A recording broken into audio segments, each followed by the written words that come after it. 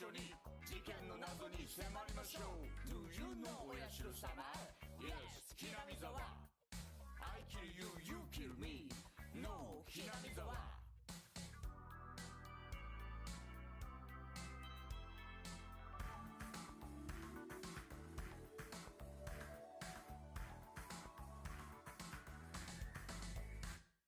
私、沖宮署の大石と申します。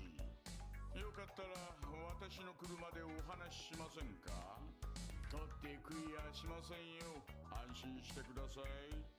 お話聞かせていただけますね、前原圭一さん。どうも前原圭一です。割と普通の男子そんな感じ。引っ越し最高思った切な秘密の匂い狂った日常。被害者なのか加害者なのかなんだか混乱しています。よそ者だからそんな理由マジっすか？ Do you know お社様 Yes ひなみざわ I kill you, you kill me No ひなみざわ。 Do you know お社様 Yes ひなみざわ I kill you, you kill me No ひなみざわ。一体何だって言うんだ。俺が何をしたって言うんだ。みんな仲良しなんだよ。のどかな村なんだ。鬼隠し？鬼隠しって何のことなんだよ。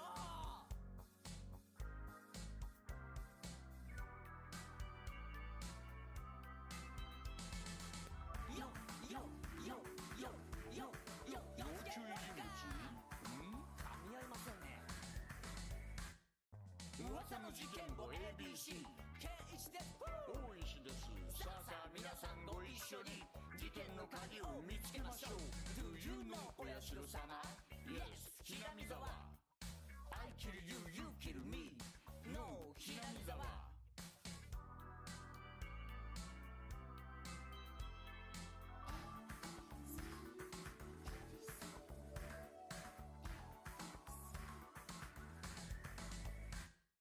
お待たせしました、大石です。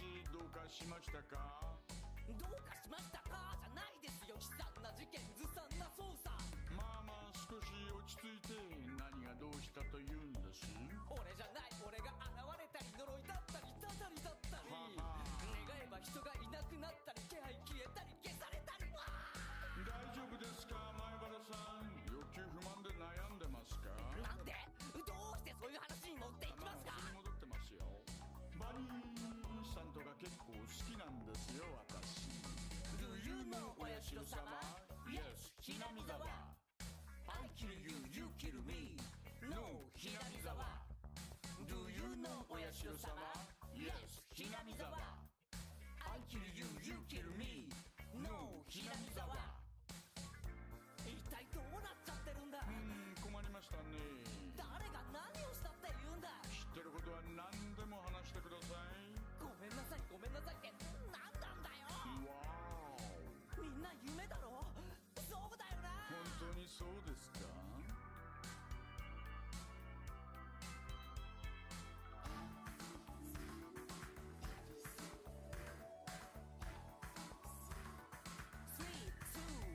はい。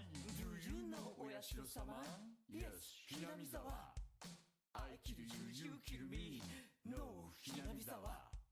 Do you know お社様 Yes ひなみざわ I kill you, you kill me No ひなみざわ。 Do you know お社様 Yes ひなみざわ I kill you, you kill me No ひなみざわ。 Do you know お社様 Yes ひなみざわ I kill you, you kill me 皆さんご一緒に。イエーイ。 Do you know お社様 Yes ひなみざわ I kill you, you kill me No ひなみざわ。 Do you know お社様 Yes ひなみざわ I kill you, you kill me No ひなみざわ。はい、大石です。前原さん、どうかしましたか？前原さん、今どち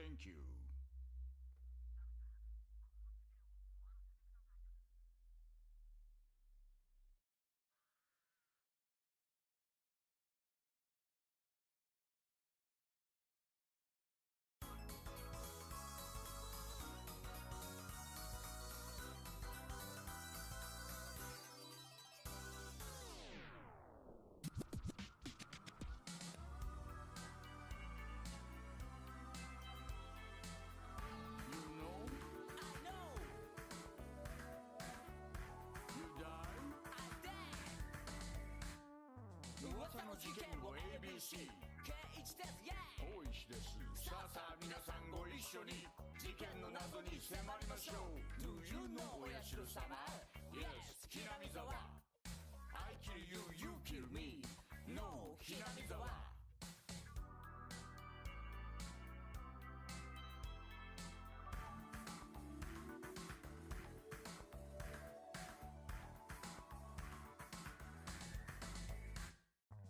私沖宮署の大石と申しますよかったら私の車でお話ししませんか取って食いやしませんよ安心してくださいお話聞かせていただけますね前原圭一さんどうも前原圭一です割と普通の男子そんな感じ引っ越し最高思った切な秘密の匂い狂った日常被害者なのか加害者なのかなんだか混乱していますよそ者だからそんな理由マジっすか Do you know お社様 Yes ひなみざわ I kill you, you kill me No ひなみざわ Do you know お社様 Yes ひなみざわ I kill you, you kill me No ひなみざわ一体何だって言うんだ俺が何をしたって言うんだみんな仲良しなんだよ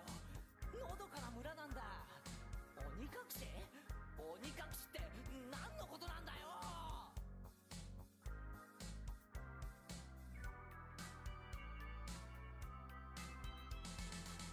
よよよよよよ要注意人物噛み合いませんね噂の事件簿 ABC 圭一です大石ですさあさあ皆さんご一緒に事件の鍵を見つけましょう Do you know お社様 Yes ひなみざわ I kill you, you kill me No ひなみざわ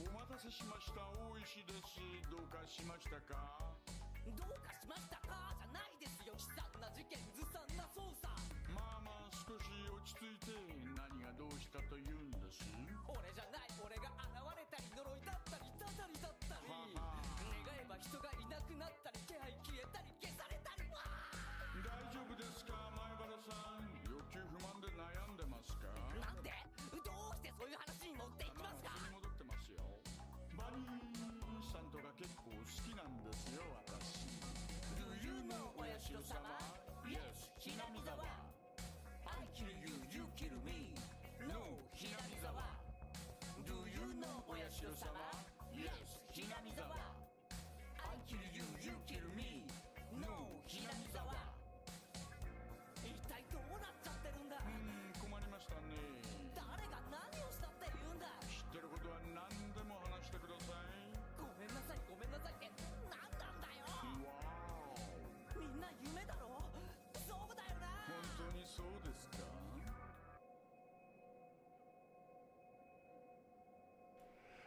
Welcome everybody to the stream.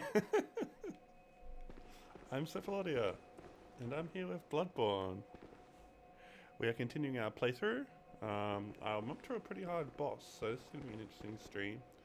See if I can get through it. My avatar's bopping a lot to the music, so let's slow that down. Yeah, so hey everybody, if you're tuning in for the first time, I am Cephalaudia. I'm a non-binary VTuber. At the moment, I'm currently using a borrowed avatar. There we go. It was echoing. At the moment, I'm using a borrowed avatar, but very soon, actually, I'm going to be upgrading to a personalized avatar that I've commissioned. The final cost of the avatar was $5. So I've updated the tipping goal. So even though I've already paid for it, I'm just leaving that up in case people want to help support it, because I had to pay the remaining cost out of my own wallet. And I'm not exactly a wealthy person, so any support is appreciated. But yeah, look forward to that. it might be really soon for the next couple of days, so get home. I just need to remember how to get to where I need to go. Okay.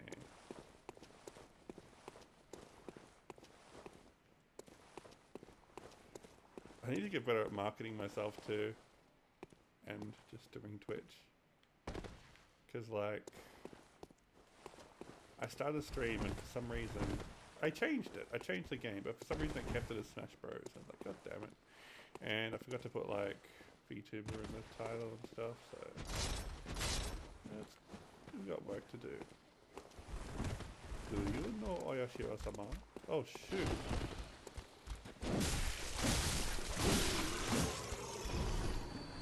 That's the game audio. I think maybe I might be a little bit quiet actually. Hello. Turn myself up. There we go. Maybe that's better. Maybe? Maybe. So yeah, I am not as sleepy as I was last stream. I was extremely tired last stream. I had a very bad night. I've been having bad nights in general lately. It's been pretty shit. Sleep apnea is a bitch. But I got a pretty decent sleep last night. For the first time in a while, so that's good. The only problem today is I got a little bit of back pain, but that's pretty normal. I might not go a full 4 hours for the stream. Need to keep my health in mind, but we'll see how we go.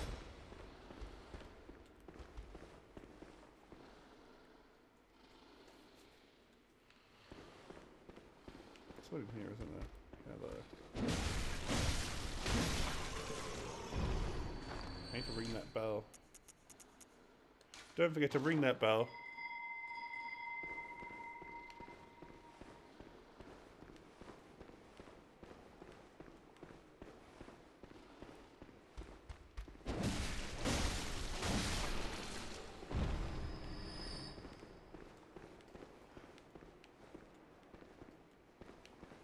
Okay, need to be careful. This part is tricky. The absolute boy.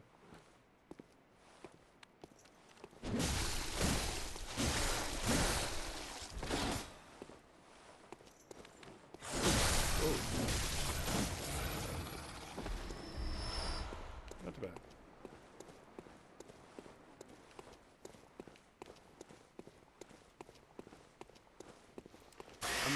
Whoa. Whoa. That scared the crap out of me, even though it's just a phantom. Okay, well, hello. Need to be careful around these guys. Really oh, there it is. Go, go, go.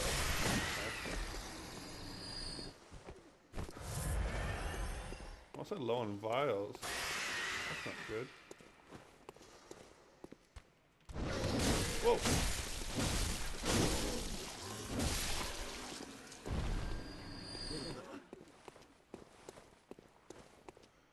Probably knock on this door, can I?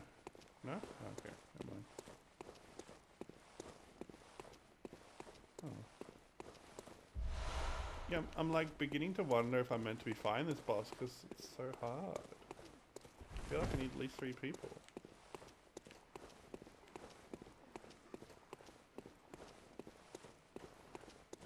Is this the right way? Hey Lobo, welcome to the stream.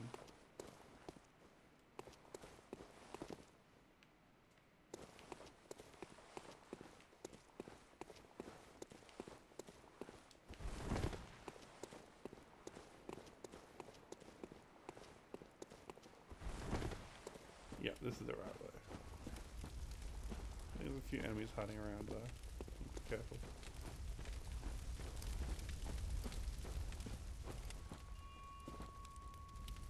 So I can summon Alfred here, but I really need a 3rd person.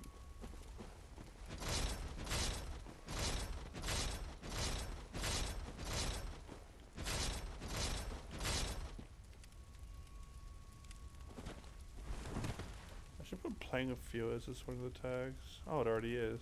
I left it there. Also, shoutouts to Orion VTuber who followed while I was offline. Thank you for the follow.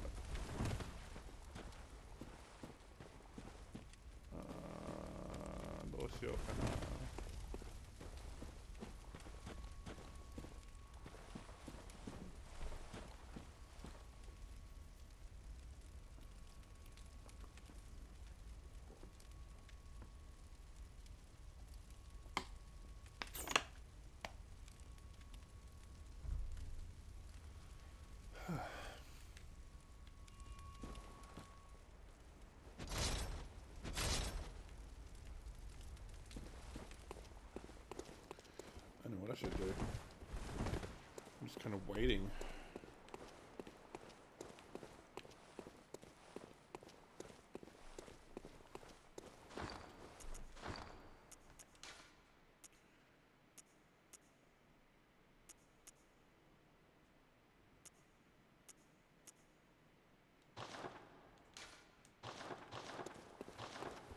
What will let you choose?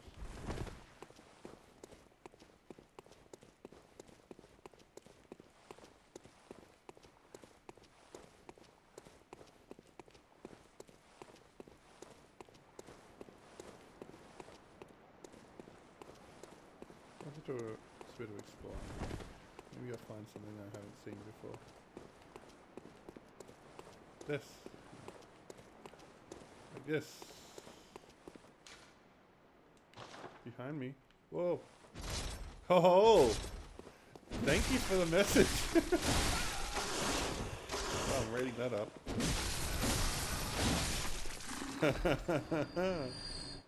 It's a trap. Bear sneak attack behind you. This is a fine note.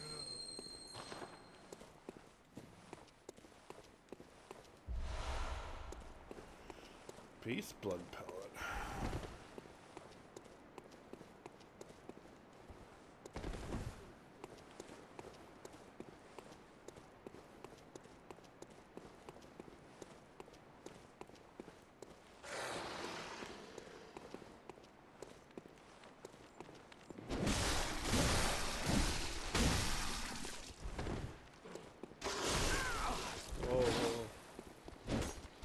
So many of them.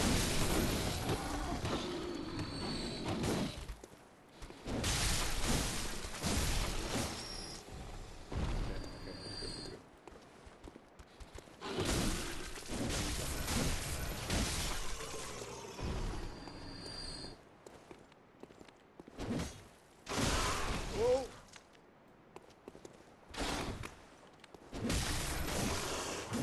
I've got blood vials.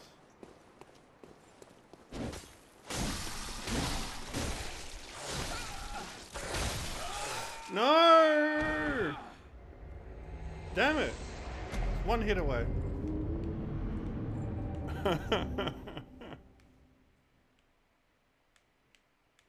Maita.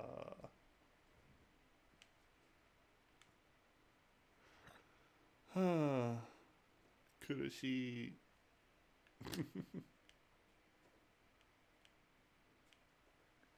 Need to study Japanese more.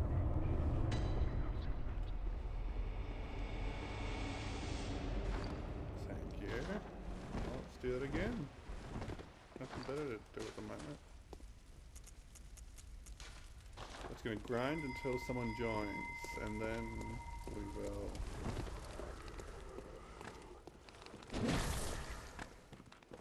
Hey.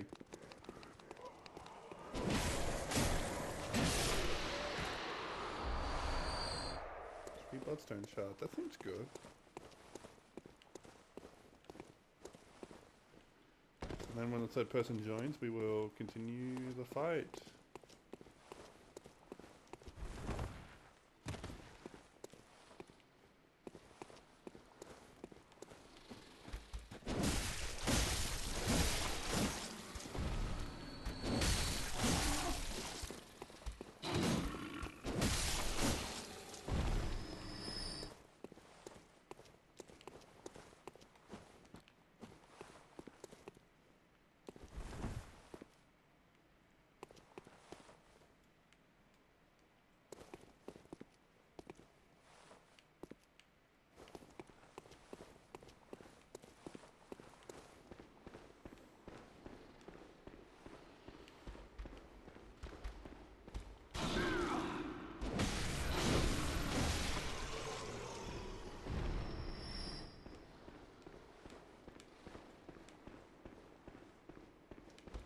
How's it going, Lobo? Whoa, whoa, calm down.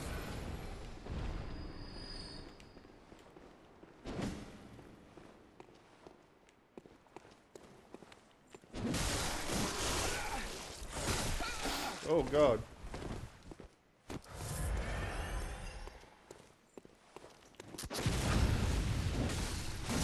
No. Oh, those things are so vicious.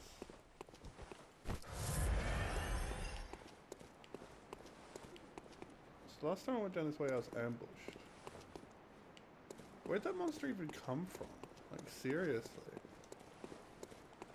I'll try this again. So if I go in here, then I turn around. There's a monster there! Where the fuck did it come from? Did he come from above?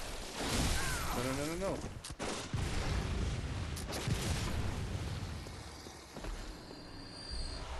I'm taking a lot of damage. He must have. I've climbed up the wall? That's weird.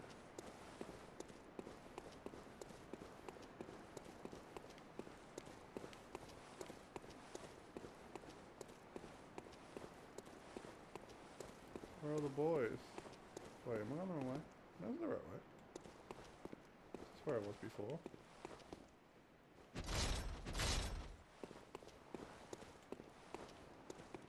Oh, there's another one. That one's eyes are glowing. I guess that means it's got my souls, right? My blood echoes. Yes, he's the one. It do be that boy. I want to make sure the other one doesn't get the jump on me.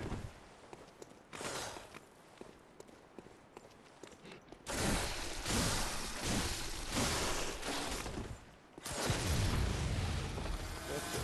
There we go. And all the loot I had before is all gone. It's stuck. Oh, it's funny how he like runs towards you and then like stops just out of range. Very crafty.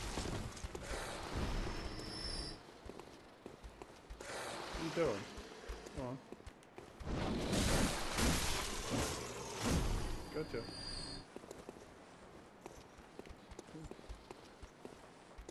Who's coming first? Whoop. Get out of there, get out of there. Jeez. Fuck. Doing terrible.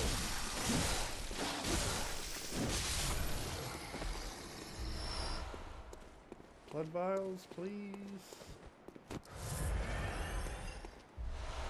Oh, I'm just getting the blood shards. I don't want the blood shards. Blood shards, you can buy vials. Oh yeah. More.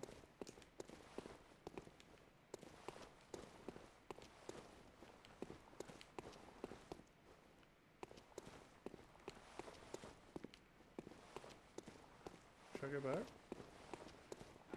Let's keep going. Actually, I've only got one more blood vial. I need to get back. That was weird. Did you see that flash of red?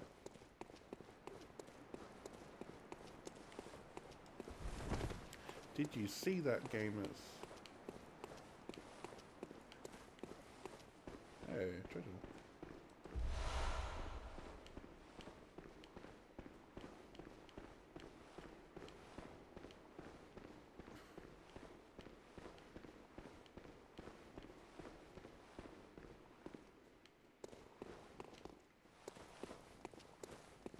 It should be like...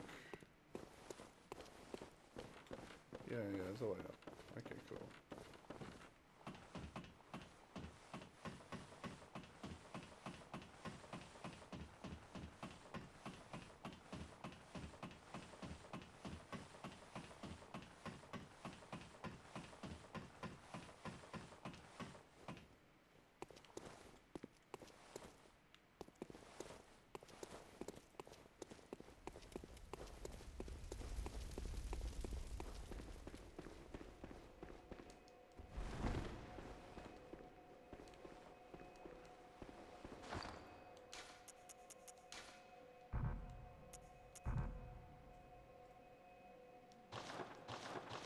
What do I do? What? Oh, we found someone. Damn it! Why couldn't like they've waited? No. I need to get rid of him. I'll make him go back.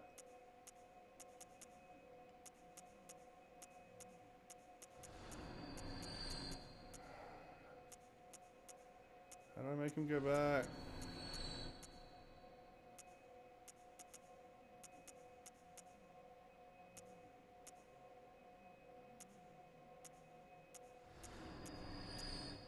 Oh, here we go.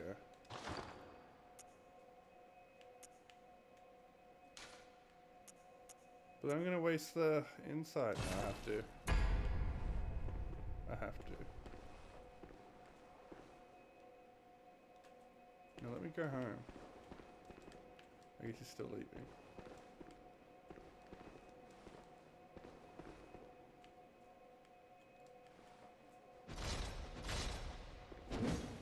Mamma mia, let me go.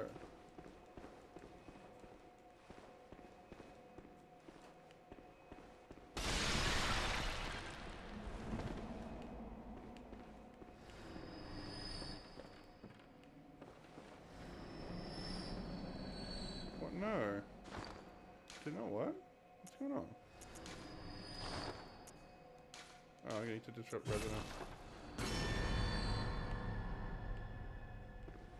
There we go.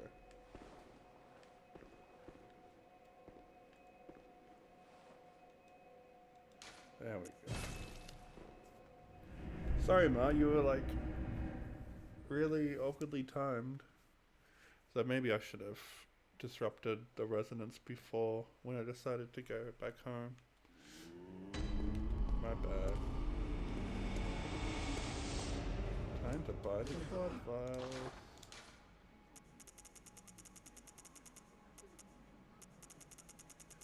Yeah, I'll buy as many as I can at this point.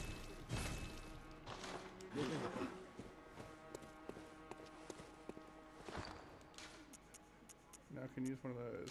Knowledge.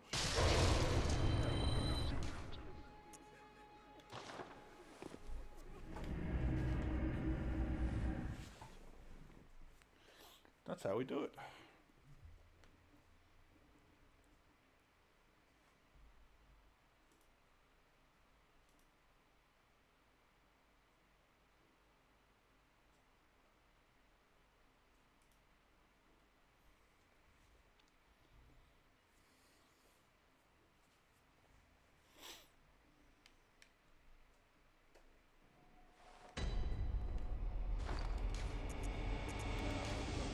Do this again, I hope for the best.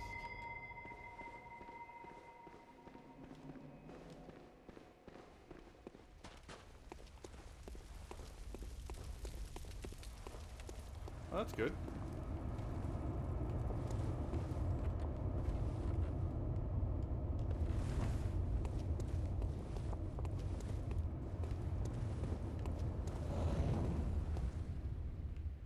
Raziel Riva.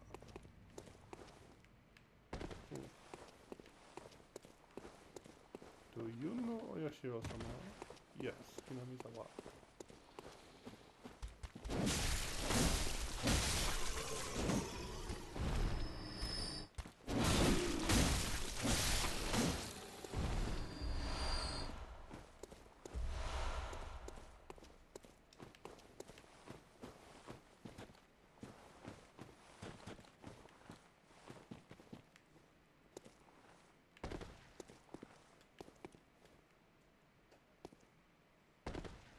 So trying to understand this co-op system, like, just, do we just have to find each other? Like, how are we meant to find each other? Just follow the trail of podcasts? I don't know. I guess that's the way. Seems pretty weird to me. Hello. Whoa.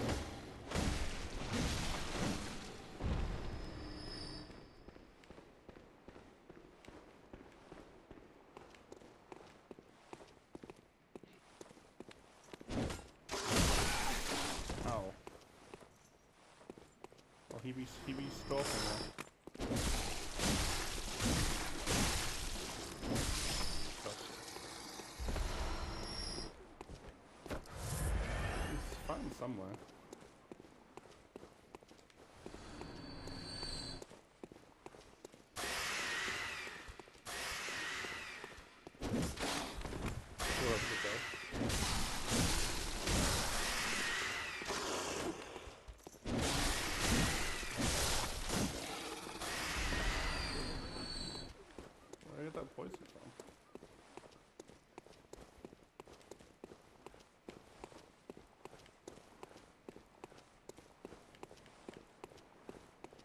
Here we are. If I summon the NPC, he'll know where I am, so I'm gonna do that.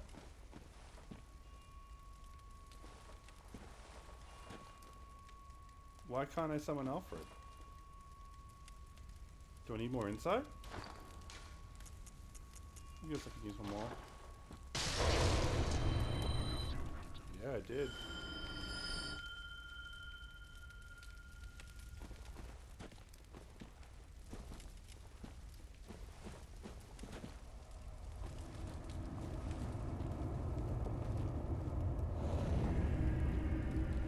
Okay, so in theory, you should know where I am now. Unless he's a new player.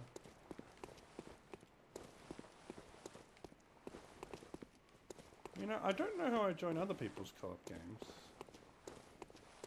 I haven't figured that out yet.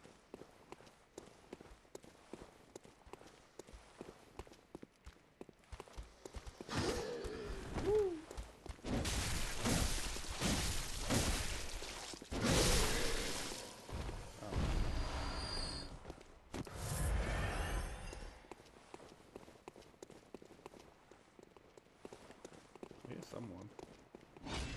Hey, they found me. Where's our friend? Still here? Where'd he go? Where'd the other one go? Where's our NPC friend?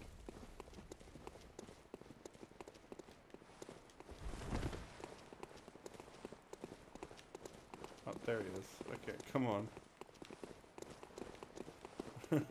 He got lost. Alright, let's do this. I need to be really careful this time. Because that thing will one hit kill me.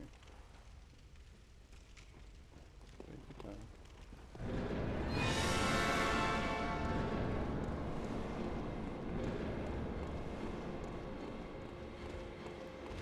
Shruggity shruggity.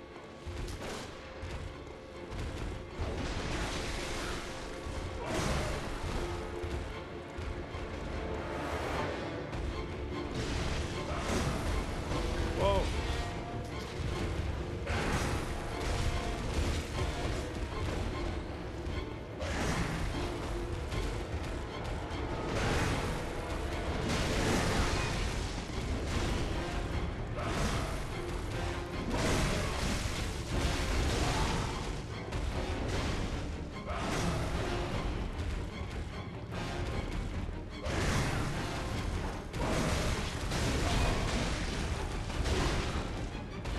I feel like I'm going to be streaming this game for a long time. But I still feel like I'm like stream 5, like I'm like 10 hours into the game. And I still feel like I'm really early.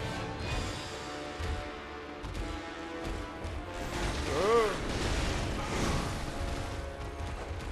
Alfred, no.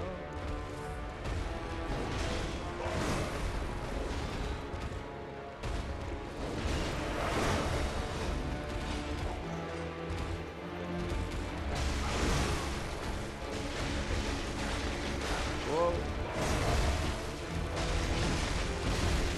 Other way, other way. Whoa.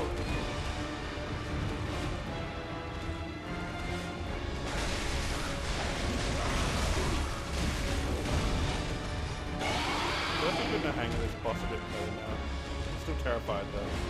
Oh no, no, no! Run!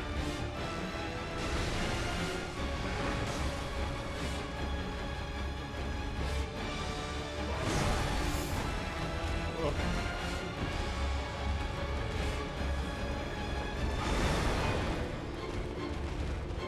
Maybe you need to go effectively as well. Oh no.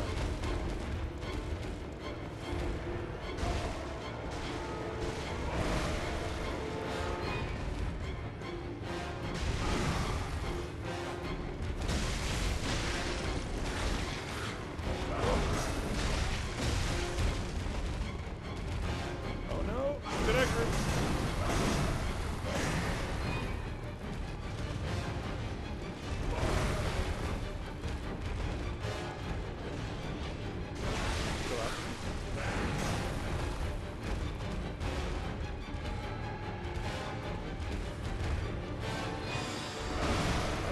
he's facing me.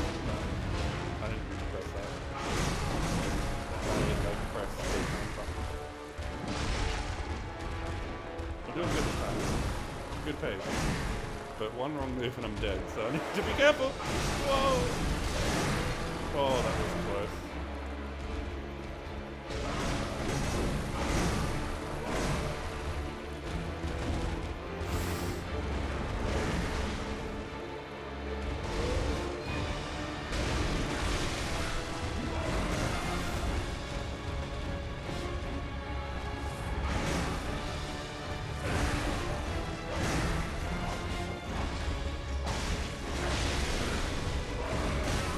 Really, like, maybe it's just me. Uh-oh, we're one down. It feels like this fight is balanced towards sweeper. Be more aggressive.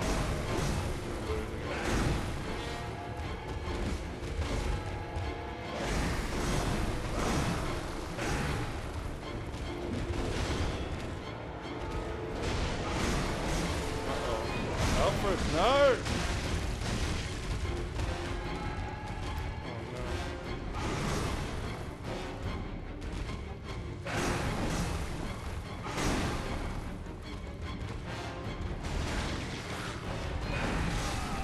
Oh no. Oh no. No, I hate this boss. It's so hard. Can't fight it solo.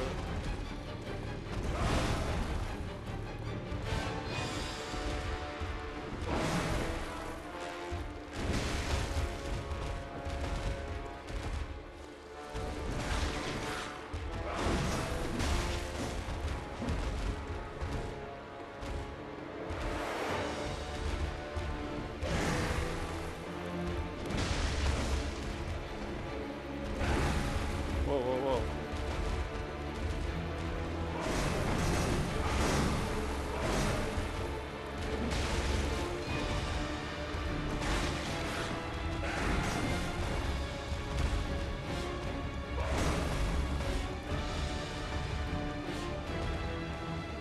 It's like getting a big pattern.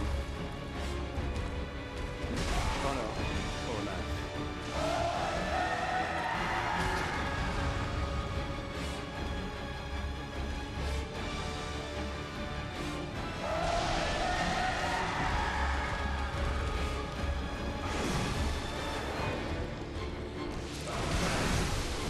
Uh-oh. Uh-oh. Oh, come on.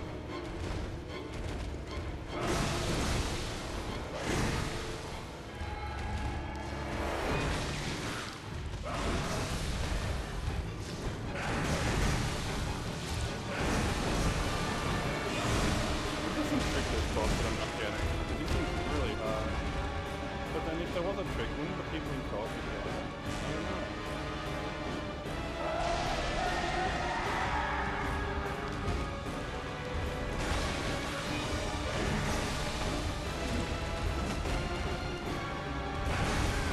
Ow. One of those hits puts me in a state of poison. God.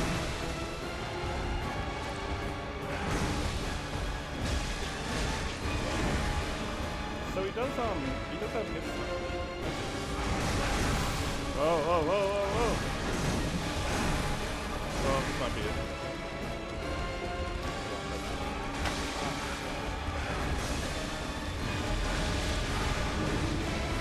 Oh, Lord.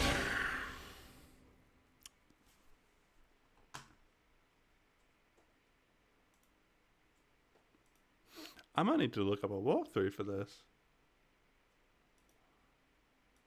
Oh my gosh.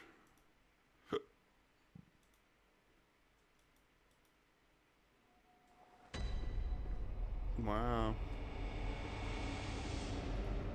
What was his name? Like Blood Hungry Beast or something?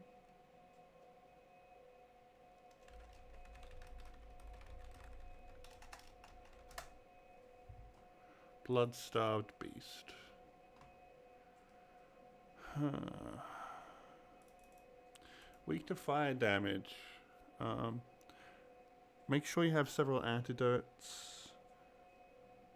The blood-starved beast can be parried. Oh. Interesting.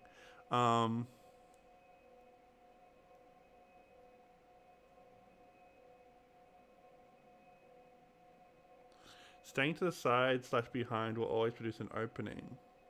In its second and third phase, the blood-starved beast tends to attack in succession of 5 or 6 swipes. These swipes have bad tracking, and the boss will continue attacking in the general direction even as the hunter dodges behind it. Blood-starved beast is susceptible to pungent blood cocktail, which will distract it for a short time, leaving it open to attacks. Oh, I might need to use that. Using the Black Church set is a good idea, as it has a good deal of slow poison resistance. The Yanam Hunter set. I guess you insert friend. What have I got?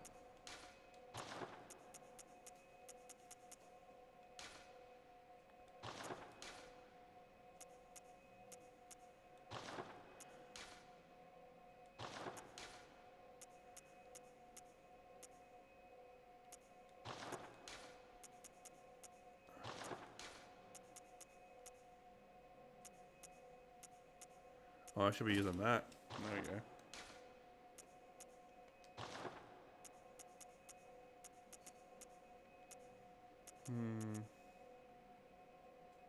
Do I need to grind? I guess I do. Grind up and get lots of blood echoes and upgrade my weapon? I don't know. Level up? Yeah, leveling up seems like a good idea.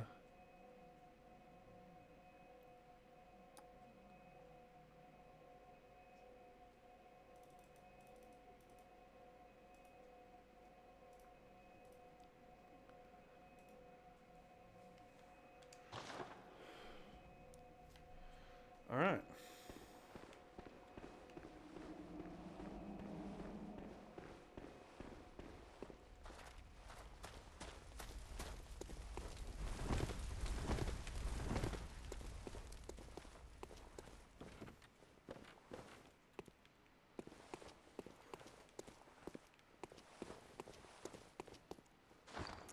I wonder.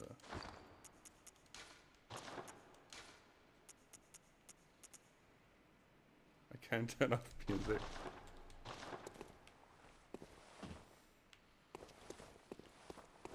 Alright. I've got a silly idea for when I next fight the boss, but you have to wait for it, because I'm going to need to grind a bit. Yay, grinding stream.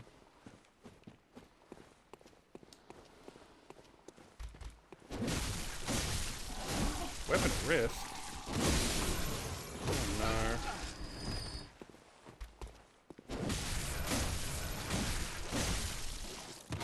I have to go back now.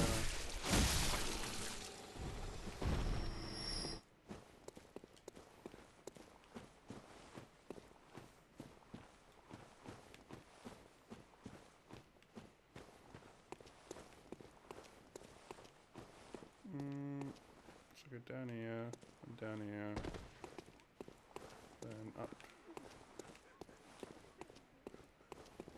Over here? Yeah.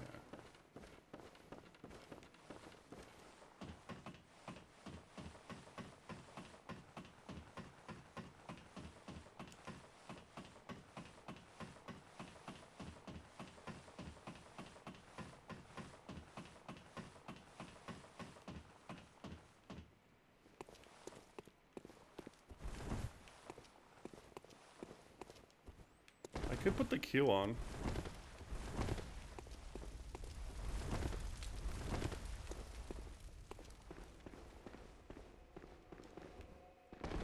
Does Labra want the Q on?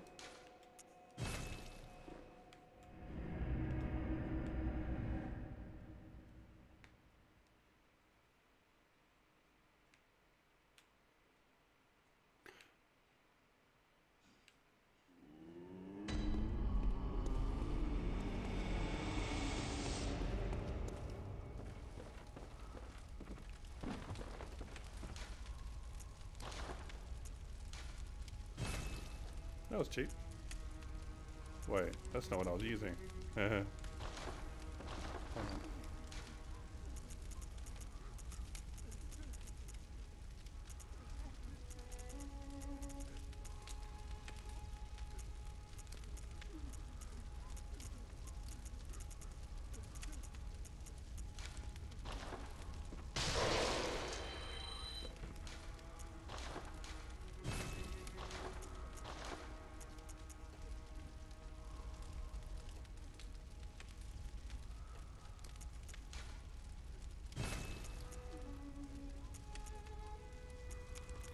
I need twin bloodstone shards now. I don't know how to get those. Oh, blood gem fortification, yeah. This'll make it stronger, right? Okay. Physical fizz up at full HP, reduces stamina. Charge attacks up, skill scaling, strength scaling.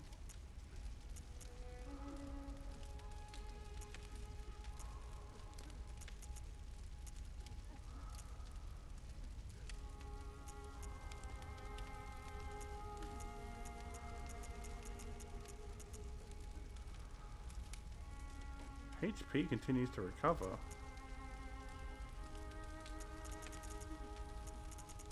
I don't think I really need that. Let's go with this one.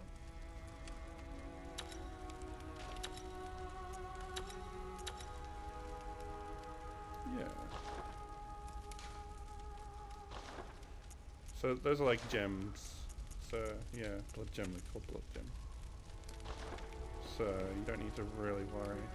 You can just change them whenever you want. That's good. I bought a bunch of blood vials. I actually need to level up.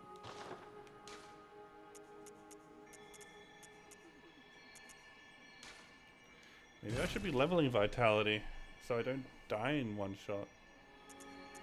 Then again, I need strength as well. I'm not doing enough DPS. Alright, time to grind.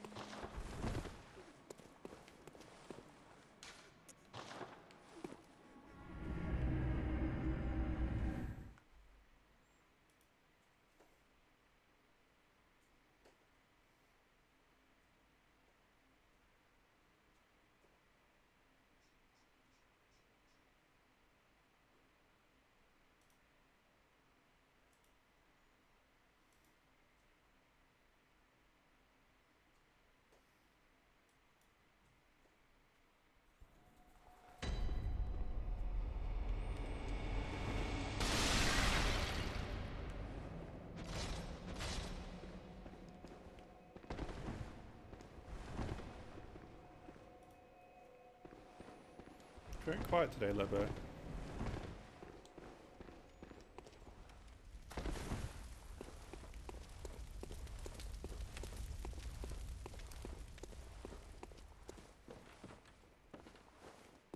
Okay.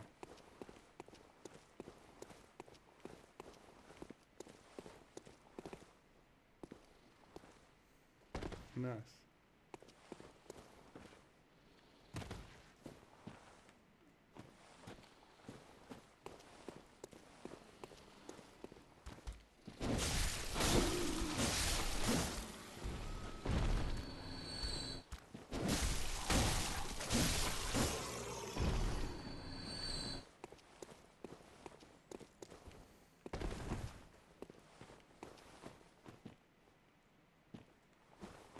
Oh man, you gaming?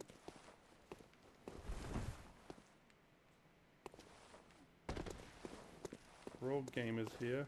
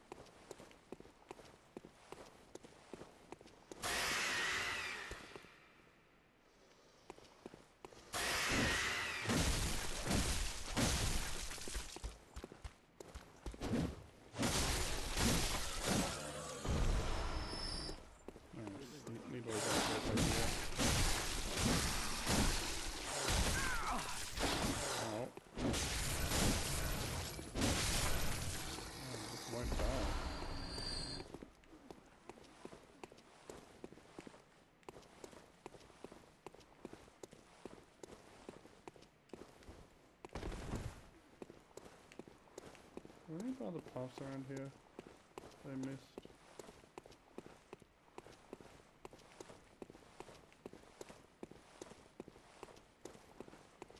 Also wondering how I get inside. I guess just playing the game. Or do I need to defeat special monsters or something?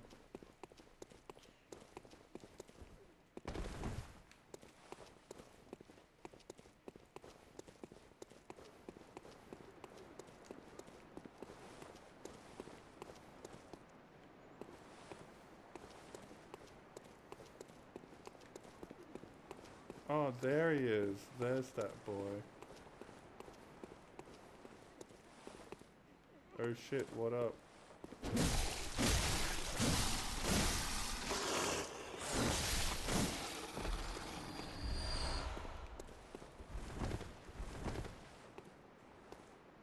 Yeah, wow, I didn't know about that.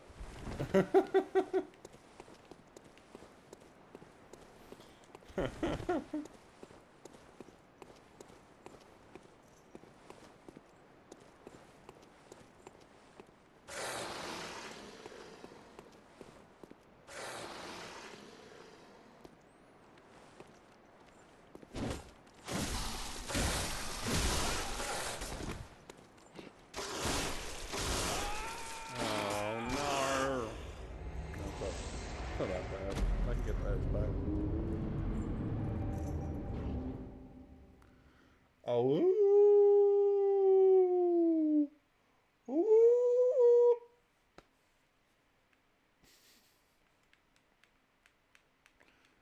Just because I'm less tired doesn't mean I'm not tired. I'm always tired.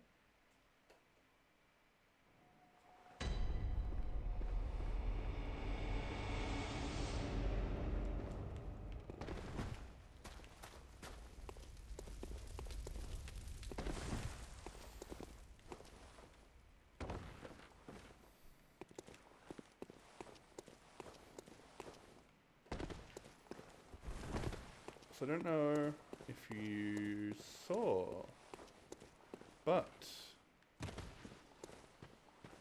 I'm probably gonna have a personalized avatar really soon. Really excited.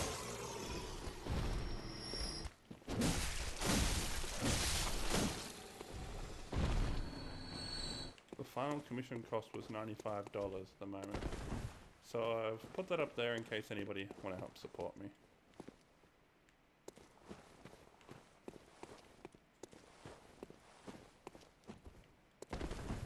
Well, it's just like an illustration. I'm not going like a full life 2D model at this point.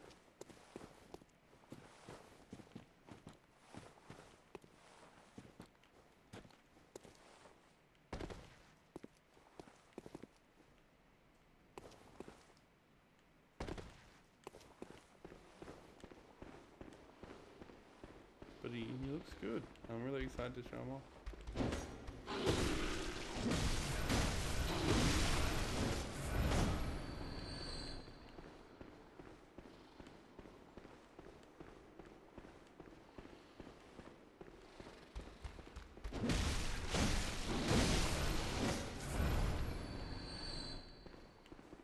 Yeah.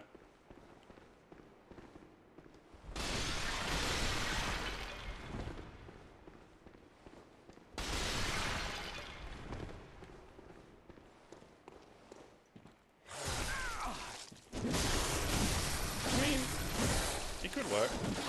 I've seen people who use copyrighted characters and just like claim them as their own. Not necessarily for VTubers, but like, do you know Animens, the anime pianist? How he like uses Shizuo from Durara as his avatar, and like, that's just him now. Like, he goes to concerts and stuff, and all the promo art like has Shizuo playing the piano, and I don't think he's ever got a lawsuit or anything for it. So who knows? Maybe they asked for promotion.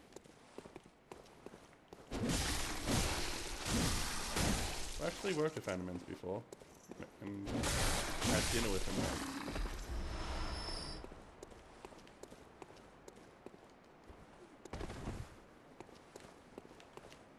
He's a cool guy. I like him.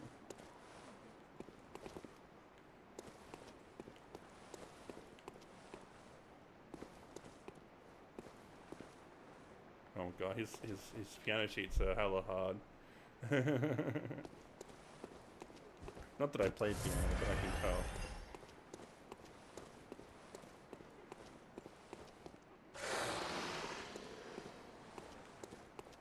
Oh no, I agreed both. Here we go, here we go.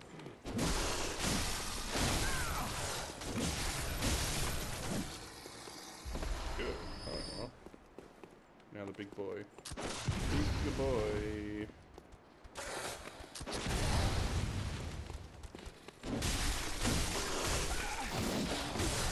They're so aggressive.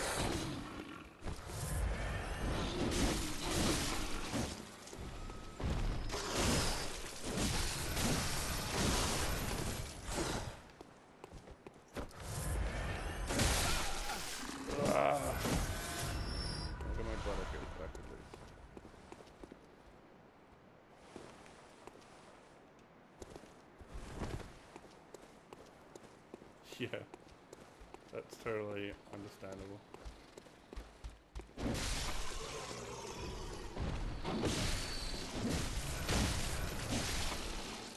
And sometimes it's hard. Sometimes it's really hard to find piano sheet music for anime songs.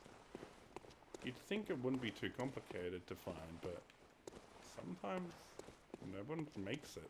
And the only people that do make it make really complicated versions. It's like, oh no. Where's this place? Have I been here before?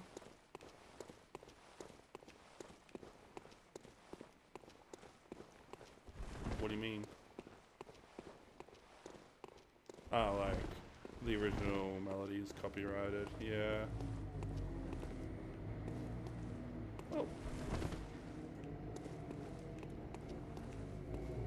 Is it a breach of copyright to just make a piano sheet for a song that exists and not sell it? There's lots of weird things that are technically a breach of copyright. Like,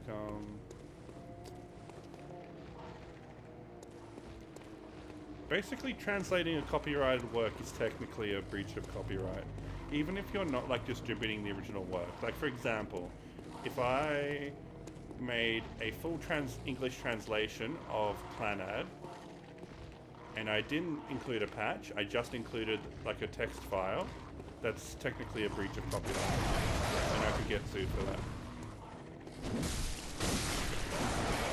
But fortunately, nobody does, because I think it's like a stupid idea for, I don't know, it'll depend on the circumstances. I can understand someone suing someone for like translating Clannad in a doc file, because like a visual novel is the game. It's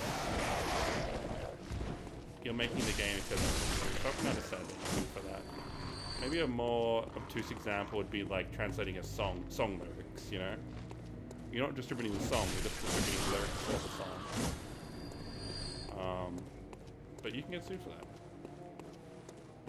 Again, most people don't because it's bad publicity. It's like not worth the effort. And usually translations are really good for publicity, like you're basically doing them a service. Usually. I had to research all this stuff back in the days of Kazumatsuri when we were doing translations and stuff. And like we were thinking of like we translated a sound drama, and we were thinking of, you know, releasing it all online, but then copyright issues, piracy. We didn't want to get in that hairy situation, so we just released videos with subtitles only, and we asked you to buy the drama CD on iTunes and sync it up with the subs yourself, and it worked pretty well. Technically, they could still sue us, but we reckoned that as a unrealistic threat, so we just did it. What do you call that?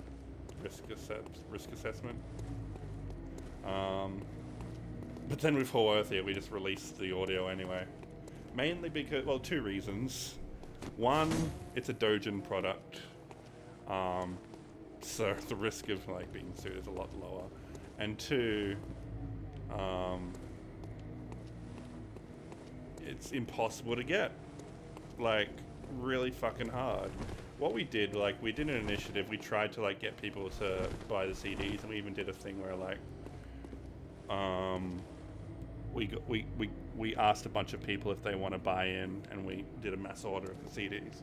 So we did support the official release as much as we could, but it was really fucking hard.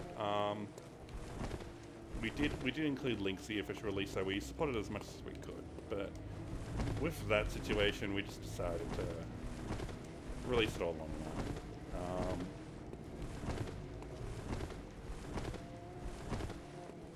And Hoesia project, it's not really like a business or anything.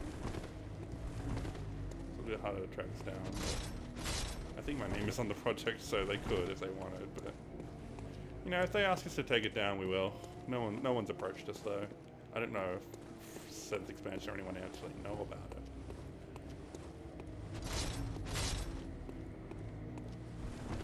I don't think they'll sue us though.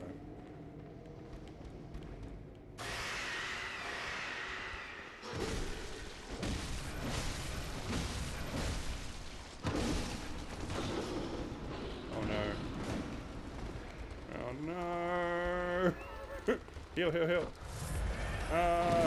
This is bad. Alright, let's go, let's go. I'm dead.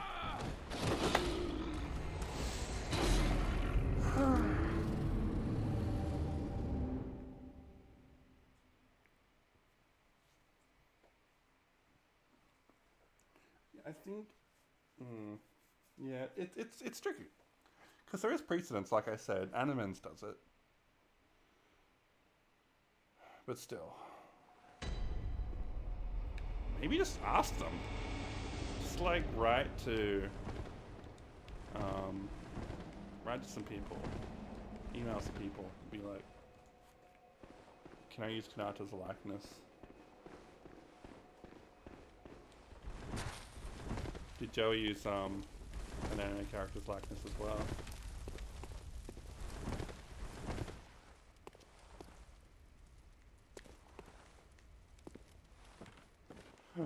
Forgive my hate bonus for Joey. I tried to like him. Something about him really rubs me the wrong way. It's not anything he did either. It's one of those kind of hates. It's like, I'm not like trying to cancel the guy. He might have done some horrible shit, but I haven't heard about it. I just don't like him.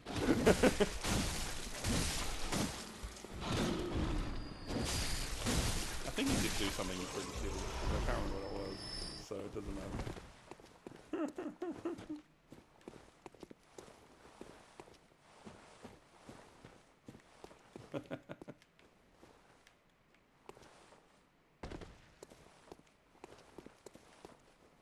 Like if we're talking, like let's make an AniTuber tier list. I feel like we might have different opinions though, because these things are very subjective. But I'd put Joey right at like F tier. Slightly above him I'd put Gigic. Gigic's pretty horrible, but sometimes he's good. Like, I feel like when he's doing the really heartfelt videos about his experiences of an anime fan, those are pretty good. He can tug at the heartstrings. But when he tries to be funny, he's like so unfunny. Jacob Chapman, I have no idea who that is, honestly. Jisoo Otaku. I recognize that name a little bit. Where have I heard that before? I don't know. I don't really know that well. What do you think of Mother's Basement? I know he's a bit divisive.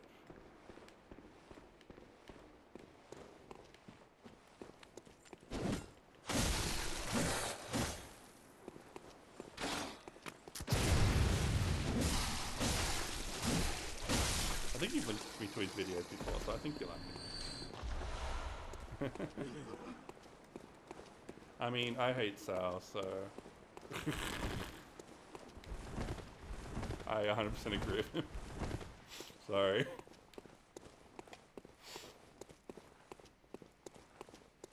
Yeah, I like that. I was a bit iffy on him for a while, but I think I've come around that no, he's good. He'd be like A or B tier for me.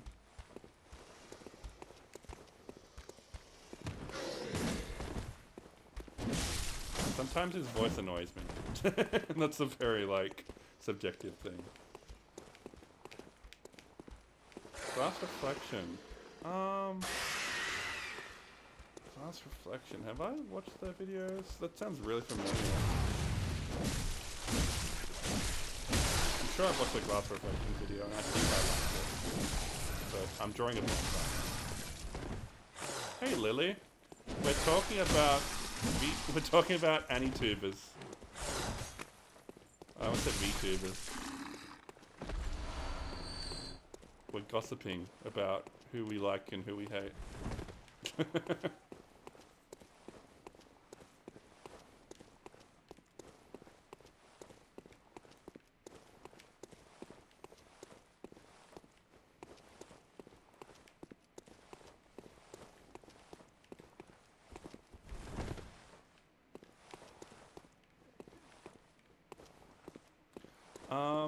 God. You're not an AniTuber, Lily. One thing... Why like this is Sea Dog? Hey, I can open a can of worms if you want. What do people think about Digibro? Or Digibra, as they're now known.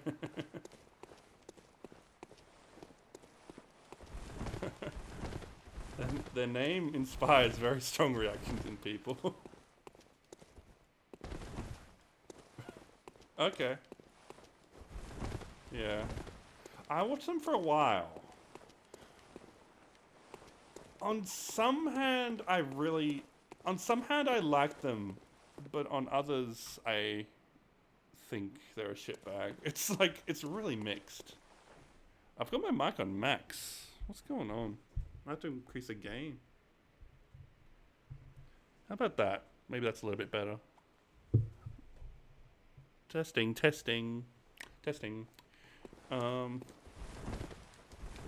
So yeah, if people say Digibro's a horrible person, then whatever. I'll let them have it. Because I know they're a bit toxic.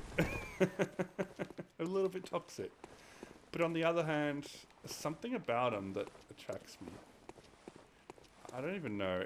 Are they using she, her now? I'm not sure about their pronouns because I think they like recently transitioned. That's Massacre. Man, you're naming all these AniTubers I don't even know. It's embarrassing.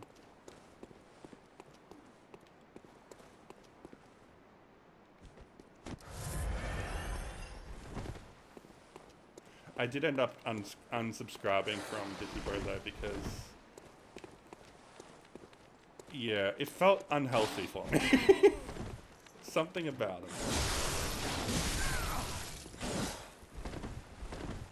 They got some good takes sometimes, but they're just a little bit too shit-staring. Like, they love staring drama. And those types of people are bad for you. in life and online. Is the voice... Oh, Massacre X. Ah, right. Massacre X. I don't think I've seen their solo stuff. The one I'm most familiar with is Kadeneko. I like follow the TFS channel a bit.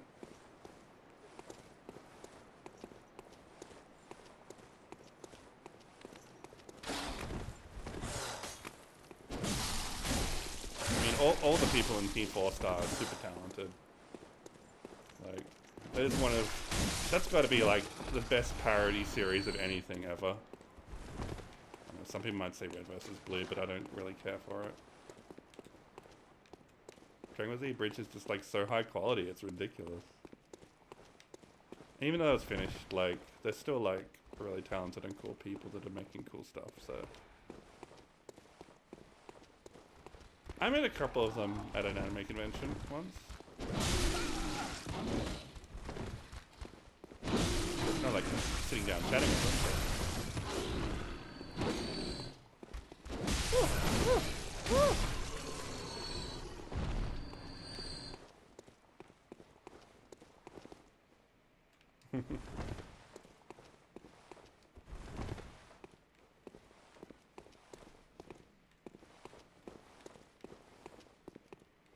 Takahata's the loud one. The funny one. Oh, Vic. Oh, Vic. Fair enough. I like to think I'm a good judge of character. I like to think I'm a better judge of character than I was a few years ago. 'Cause I've made friends with some pretty shitty people in the past. I feel like I've gotten better at it.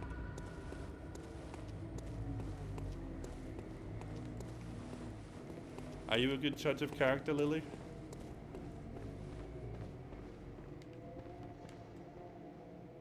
No, I'm not doing this song and dance again.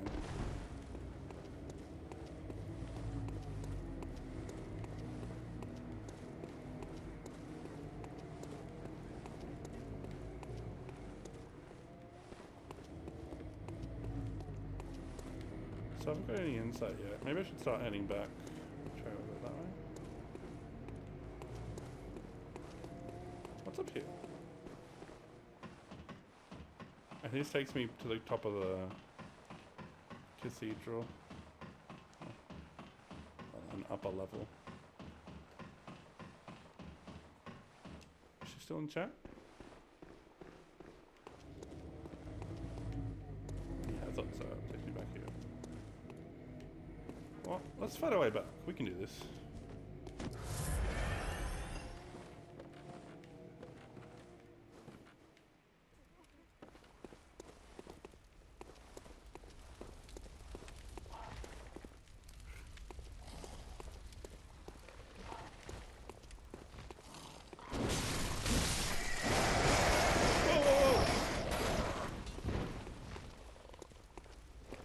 The bird!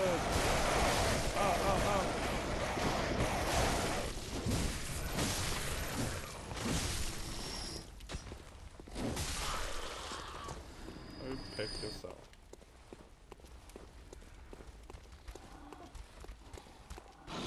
You don't know what anymore.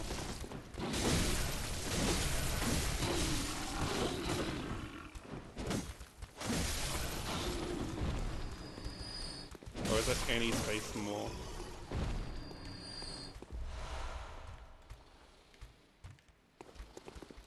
I feel like I've watched Glass Reflection. But Ending Romantic is pretty cool. I like this stuff.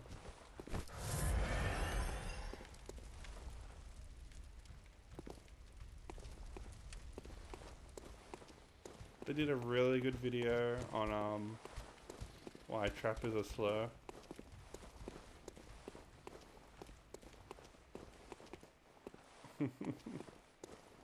What do you mean? Like the concept of trash taste. What do you mean? Elaborate on that, I'm curious. I hear a monster, but I can't. Maybe they're up there. Oh, the podcast. Yes. God. I don't... Oh, Sea Dog is in that. Right. Yeah. Yeah. I've only seen bits of that podcast, but it was horrendous. It was absolutely garbage. I feel like all of them are worse off for it. Like, it's just a gathering of that clique of really bad Anitubers and making really bad jokes and... Oh, gross. Gross. It gives me goosebumps thinking about it. Where do I go? I'm lost. Where's the way up? Over there? Yeah, I think I went the wrong way. Whoa! That scared the crap out of me. If webcam was on, you see I jumped right there.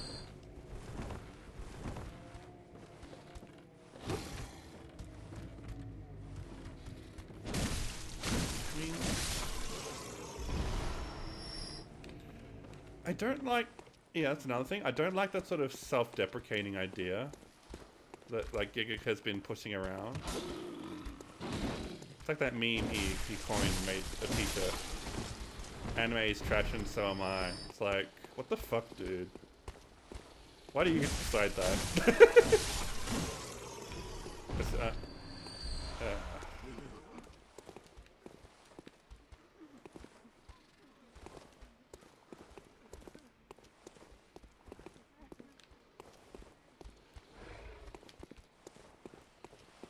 I mean, real talk, I didn't like Demon Slayer at all, but I need to stop being vitriolic in how I talk about anime. Or not. I don't know anymore. Personally, I love hating on Sword Art Online, even though it makes people upset.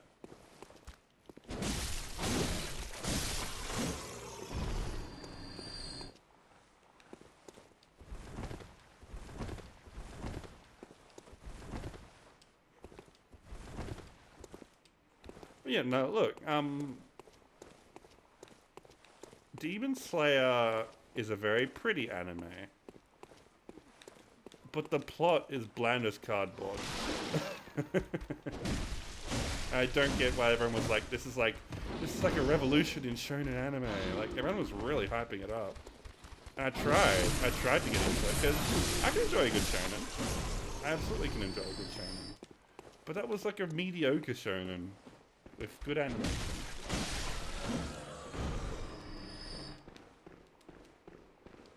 Okay.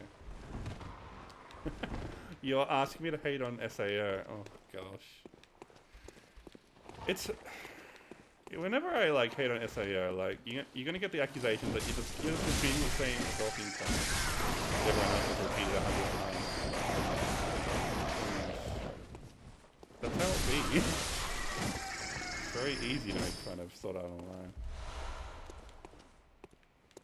Oh, the crows are so loud. I'm just rambling. Oh.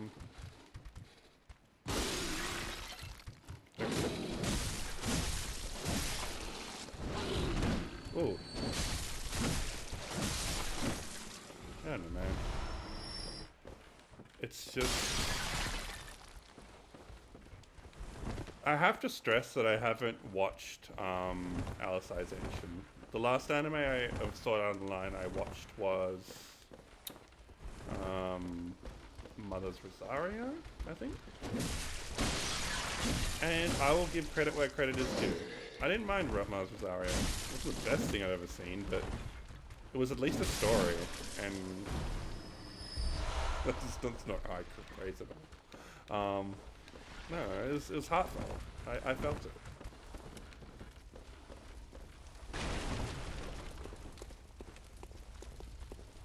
And I had, ever since Sword Art Online anime was first announced, I had people that were familiar with the light novel telling me, this is going to be the best anime ever. And I never really got that feeling. I'll be honest, when I first watched Sword Art Online, like the first episode, first few episodes, I was enjoying it. I was recommending it to people, actually. What is attacking me? What is attacking me? No! No! He's in the floor! He's attacking me in the floor! Are you seeing this? Look at him! What the fuck? What's going on? There he is! Oh my god. Holy shit.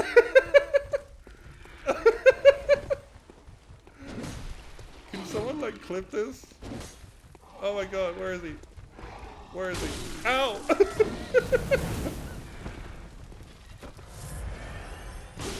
Ow! Stop that! He's using his stand. That stand that lets you swim through the ground. Oh. I got him. Holy shit.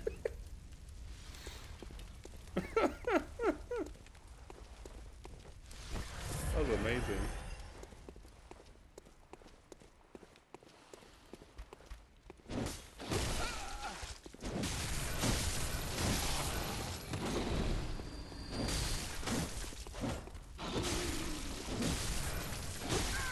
I haven't even said anything about Sao yet. Why are you responding with this huge paragraph? I think I've barely started talking about Sao.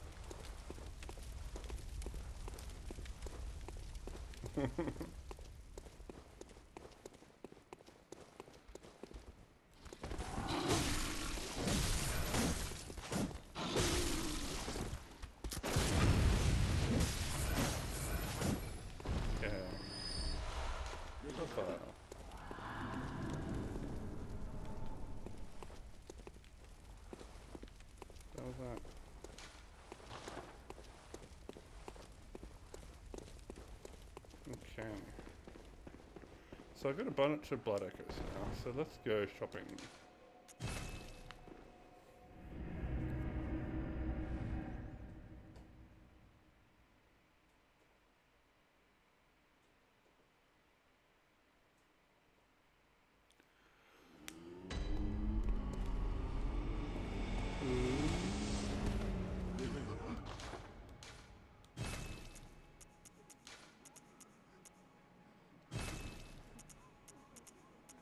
Could buy cocktails, but I don't know if that's worth it.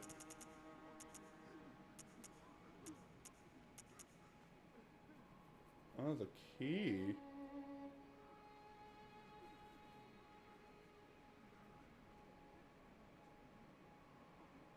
Oh, that changes things, doesn't it?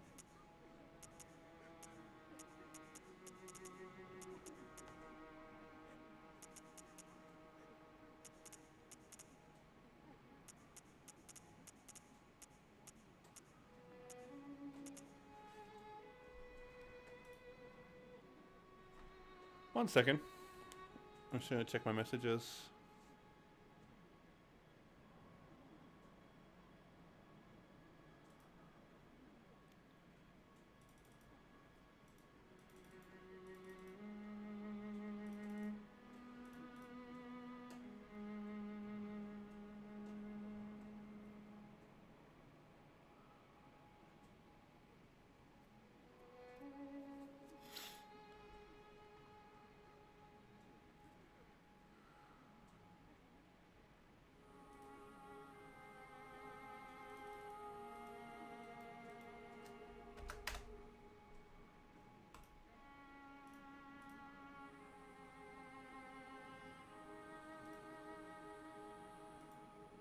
Thank you for the clip. Filthy, obese, metal tiny face. I'll post that in the clip. Oh, you already did. Thank you. Thank you. I'll look at that after. Okay, so Hunter Chief Emblem.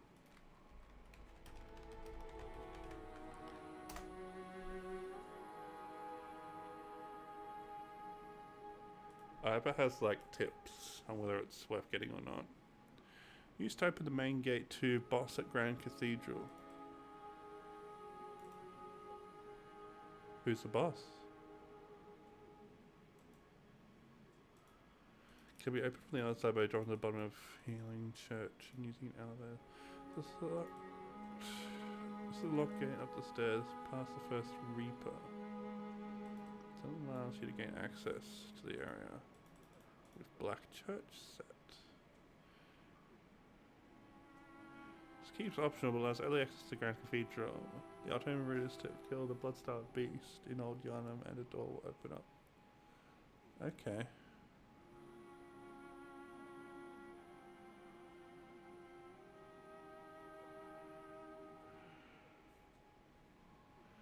I mean, another option forward is always nice, because I feel kind of stuck against this boss right now. But it might even be harder than what I'm facing right now, you know?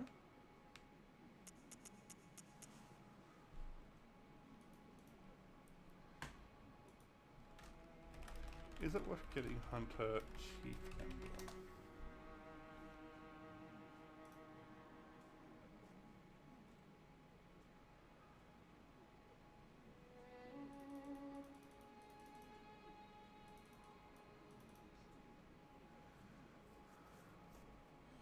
You will want need to kill Blood-starved beast anyway to open up all the extra areas bosses.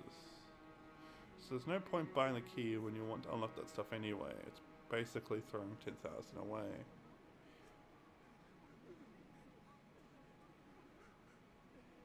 Yeah, I think I just need to win. I need to get good. Let me just double check. Is there anything else in the bar? Got 4 of those. I should be using them more. So I've got the Punch and Blood cocktails. I should be using those. I think that's going to be the key to winning here.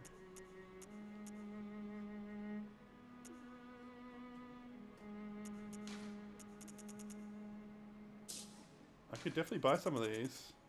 Like 10 of them was only 3,800. Fuck, I'm doing it. Let's do it. I'll spend the rest on leveling up.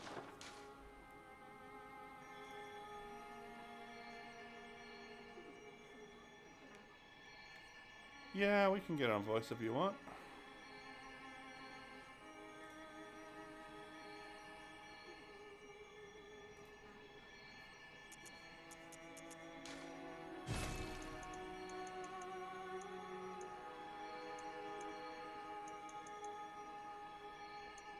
Hello? Hello. Hello. Hello! Welcome to Mario Kart. Select your player. No, it's not way more cursed. It's SAO. So what's up? What's up, Buttercup? Well, no, I want to hear more about, like, the problems you have with SAO, because for me... I don't want to get into a debate about it. No, I don't want to debate about it. That's not what this is. So, for me specifically, the reason why I like SAO is because I read the light novels basically before the anime, and in a lot of cases, light novels are usually better than the anime, and that's definitely the case with Sword Art Online. But that doesn't mean it doesn't have the problems still, obviously. So, like, if you name some of the problems that I agree with that are, like, very clearly present in the book and the anime, it's like, oh yeah, I agree with you 100% in a lot of cases. Things like, oh, Kirito is self-insert protagonist. Like, I agree with that very heavily. And I saw an SAO fan arguing that it wasn't, and I was like, nah, it totally is. But I like that. That's something that I enjoy. I know not everybody else does. I know it isn't good writing, but it's, like, it's entertainment. Like, I'm entertained by it, so I don't have a problem with it. Fair enough. Yeah, I've never found that kind of thing entertaining myself. Just feels like a bore. Wait, what the fuck is this? Buy of Insight. Make trades with messages using it. What? What is this a thing? I can ring this bell to help hunters in other worlds. Oh, shoot. Oh, it's a multiplayer thing. Or is it? Is that a permanent buy? Like, I mean, like, can I reuse that? Oh, unlimited use, it is. Oh, shit. I should get that. I should get that right the fuck now. What else is there? Oh, there's, like, more armor? Yo. And that's it. The Punch of Blood cocktails. Alright. Yeah, so... Kirito is overpowered. Well, let me go through the series in order. I think that'd be the best way to do my analysis. So...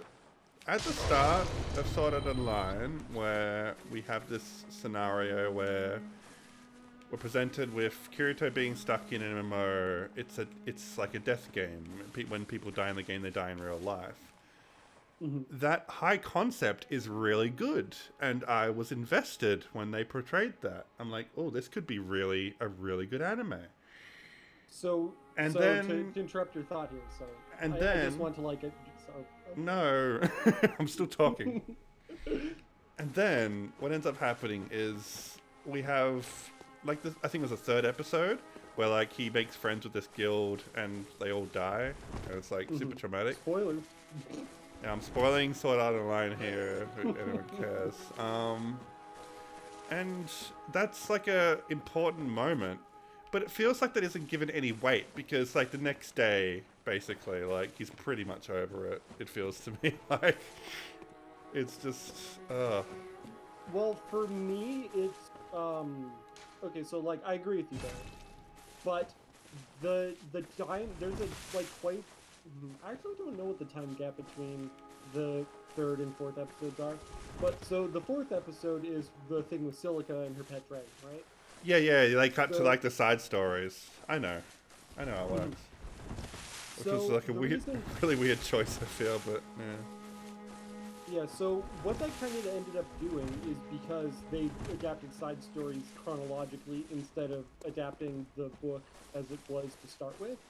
So, the Black Cats of the Moonlit Night, the guild that all died, they are also a short story. However, they're a short story referenced in the first book, where basically Kirito, when he's talking to Asuna, Okay. and this is the main reason why he and Asuna stopped being in the front line to go elope together or whatever, it's because he's like, look, I have lost people who are important to me before, and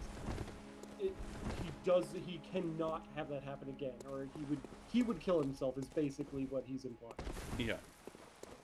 And an important thing that isn't explored at all in the third episode is the fact that he is in love with Sachi. It isn't just like, oh, he likes her. It's that they're not romantically together yet, but in material that was translated where Reki Kawahara answered fan questions as the characters, there was a question, so Asuna was your first love, right? And he's like, no, she was my second love. That's something that they clarified. Interesting, okay. And yeah, so the weight behind like that whole thing, I totally get it feeling weird because it's not present in those short stories. But those short stories were not meant to feature Kirito, they were meant to feature each of those individual girls, right? Like Silica was the main character of that story, not Kirito. Yeah. But at the same time, Kirito also went through his own character arc of Silica was the each character that had their own short story with Kirito kind of got Kirito to like open up more. Basically, Kirito had completely cut himself off from all contact, basically. But helping Silica made him realize, oh, I can actually interact with people and not have them die instantly. Because that's what he was afraid of, right? Yeah. But it just doesn't feel well conveyed in the anime. It feels like Definitely. It's awful in the anime, I agree. yeah. And then like it kind of gets released SOL with like all the Asuna stuff. And we have I feel like I really lost interest in the plot. It felt like the fear of death was gone and everyone was just kind of having fun. And especially the Elizabeth story. That was just like and there's all the bullshit about the AI lolly that they bring back to life thanks to Kirito's miraculous hacker skills that only he has. And the whole thing about the dual skill, the dual wielding skill is special. He's the chosen one, basically. He's Neo. He can see the numbers. It's all okay, fucking so stupid. that one actually gets explained further in the story. So, basically, Sword Art Online is like a quasi-fantasy series, actually. So, and again, it's not explained because Sword Art Online likes to present itself as being just a science fiction story. But, the idea is that, and this was present, like, the most noticeable time this happens is at the end of the Aincrad arc, when, Asuna gets up after being paralyzed and dies to save Kirito, and then Kirito, instead of dying, wins against Heathcliff, right? Like yeah. That was fucking weird. Yeah, so it's, and like, I'm not saying Reki Kawahara is a good writer, not by any stretch, but I would say his heart is in the right place in those points, because what he was trying to convey is that love can conquer all. That's kind of what he's trying to get at. God. And like, it's a dumb, cheesy message. Makes me want to throw But up. That's fair. But like, again, it's like, you know, I like a nice positive message. Like, It's positive, but it's not. He didn't earn it. He didn't earn that Right. positivity. but so instead, what happens in the Alicization arc cheap. is they actually make the whole like the power of one's will as a concept that like makes somebody incredibly powerful. So Yeah. like, and again, you haven't gone into Alicization, and that's fine. And I don't think it would change your opinion. I've watched the other anime he did. What was that fucking called again? Excel World. Excel World, and that has a very similar thing with like the power of will Yeah. being a theme. Yeah, And I would say Excel World is like overall a bit better written than Sword Art Online. it's a little bit better written. It didn't make me choke on my own vomit. It was still pretty bad But though. that last villain made me choke on my own vomit. Like, Yeah. there's evil, and then there's that guy, and it's like, you know, could have been a little bit less evil, and it would have still been fine. You could have made him maybe a tiny bit sympathetic in any way. Still better than the SAO villains though. Okay, I would say yes and no. I would say worse than Heathcliff, better than Suga. I don't fucking remember people's names, so you're gonna have to be more specific. Okay, sorry. Elf dude, we're not as bad as him, but better than the guy that made Aincrad. Right. Well, yeah. And I would say like on par with Deathstone. What's the deal with the guy that made Aincrad? Like, what's the So, fucking deal with that whole thing? That whole ending of He did it because. the whole ending of Aincrad is fucking stupid. So basically, to like put it in better words, Akihiko Kaiba basically as a child dreamed of the castle of Sword Art Online, and he wanted to make it real and to become the god of that world. He didn't care what happened after he made it. His goal was making it. So, like, he just wanted to make it cool thing. You can't see me, but I'm shaking my head right now. That's We'll the get you that worst. live CD It's the box worst, at some worst, point. worst fucking motivation for. Oh, it's awful. I agree. Yeah. And like Kaiba's not done in the story too. He's like still present in Alicization. Jesus Christ. And then, like, you know, I see a lot of, like, the defenders of Sword Art Online be like, no, it's, like, maybe not the defenders, I'll call them the centrists of Sword Art Online. Apologists. They'll be like, oh, you know, Elfheim was fucking terrible, but at least, you know, Aincrad was good. And like, no, Aincrad was terrible. Elfheim was just even more terrible. Like, So I will say, Aincrad started and ended well. It did not have a good in between at all. That was the big thing. I don't think it ended well at all. I think it started well and that was it. That's the only thing I'll give it. That's fair. It But- had a good premise and it didn't deliver on it at all. So that's a thing that I'm pretty hopeful for, is the new anime adaptation they're making. It's sort of like Progressive, yeah.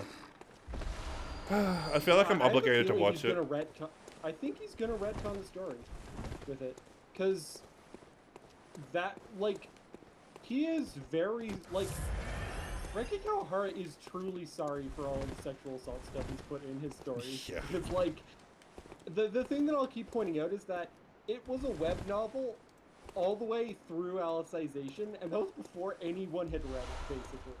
Like, people were refusing to publish it. And Wow. then he did Excel World, and then they were like, oh, I read your Sword Art Online stuff, I'd like to publish that too. Wow. So, he basically unchanged, or mostly unchanged, put his web novel in publication.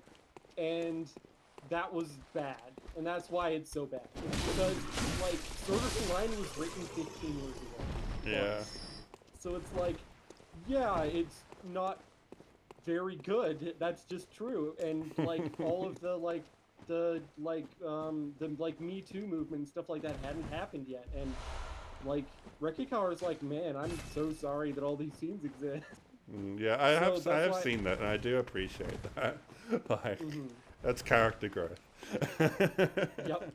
We got the Rekikawa arc. Yeah. He's But like, yeah, oh, girls can have agency? Cool. I don't need to talk about why Alfheim is bad, do I? No, it's god awful. For sure, in every way. Thank However, here's my okay, but so it's awful, but in the afterward of the Alfheim books, Reki Kawahara said, "What I wanted to do was make a story that didn't involve a death game." He didn't want death to be the draw of the story because he was like, look, I want there to be more to this than just, oh, die in the game, die in real life. He didn't Yeah. want to write that story. So, instead, he put sexual assault and mind destruction. And it's like, can you... I mean, like, I guess that's just as harrowing as death, but, like, can you not? He wishes he could have written Log Horizon. I mean, Log Horizon has other writing problems.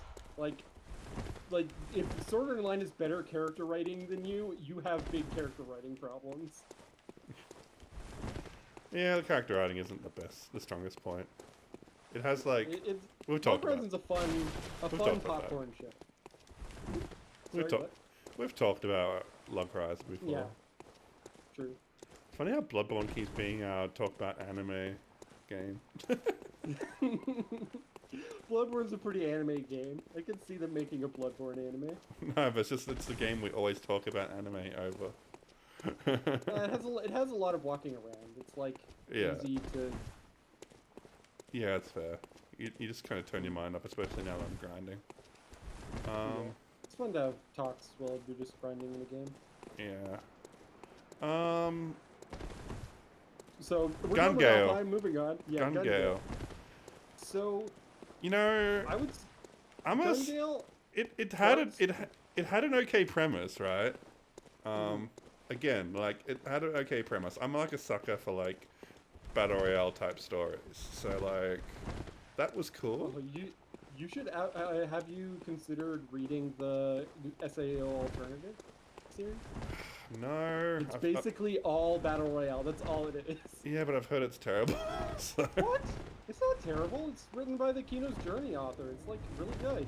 I don't know. It's not. I'm not. It's not like the best thing, but it's like the best of SAO for sure. I remember like watching the first episode and it was pretty terrible. And I saw everyone The taking first it. episode is awful. I saw everyone take it down. The second episode is what makes the show like actually good, because then you get to know the main character and why she is the way she is. And Forgive me for not being enthusiastic about it. nah, you're fine, because like if you're not interested in the minutia of the gunplay, because Kiji Sigsawa, is that his name? I don't know. The author of Kino's Journey and Gun Gale Online is a self-proclaimed gunner. And he was actually the one who did all of the gun research for the Gun Gale arc of Sword Art Online. Oh, okay. He wanted to make sure that like all of the gun mechanics and everything was like true to the real gun, because that was the main draw of the story. So he like begged the publishers and Reki Kawahara to write his own story in that universe, and they let him. That's interesting. So, to go into the motivations of the main character, she is a 189 centimeter tall Japanese woman. I've seen the first episode too. But that isn't gone into the first episode, the second episode. The main character was in the first episode. No, the first episode was like them in the battle and like her being bossed around by the big dude, and she's the tiny big midget. Like, Yeah. Yeah, the second episode is when you find out that like, oh, she's playing Gun Gale Online because she wanted to have the small avatar, because in the SA universe, for whatever reason, you can't choose your avatar. So she was game hopping. Sorry, so then you Wait, did watch this. wait, what's- This is all episode 2. Was that a thing in the original Gun Gale? Like you can't choose your avatar? Yep. In fact, the whole and like this is Reki Kawahara shit writing 101. But you know how Kirito kind of looked like himself still, but just kind of girly in Yeah. Yeah. So there's that avatar should have been completely random. However, Yeah. Yeah. Exactly. The whole thing Reki Kawahara was going into is that like willpower has an effect in the virtual world.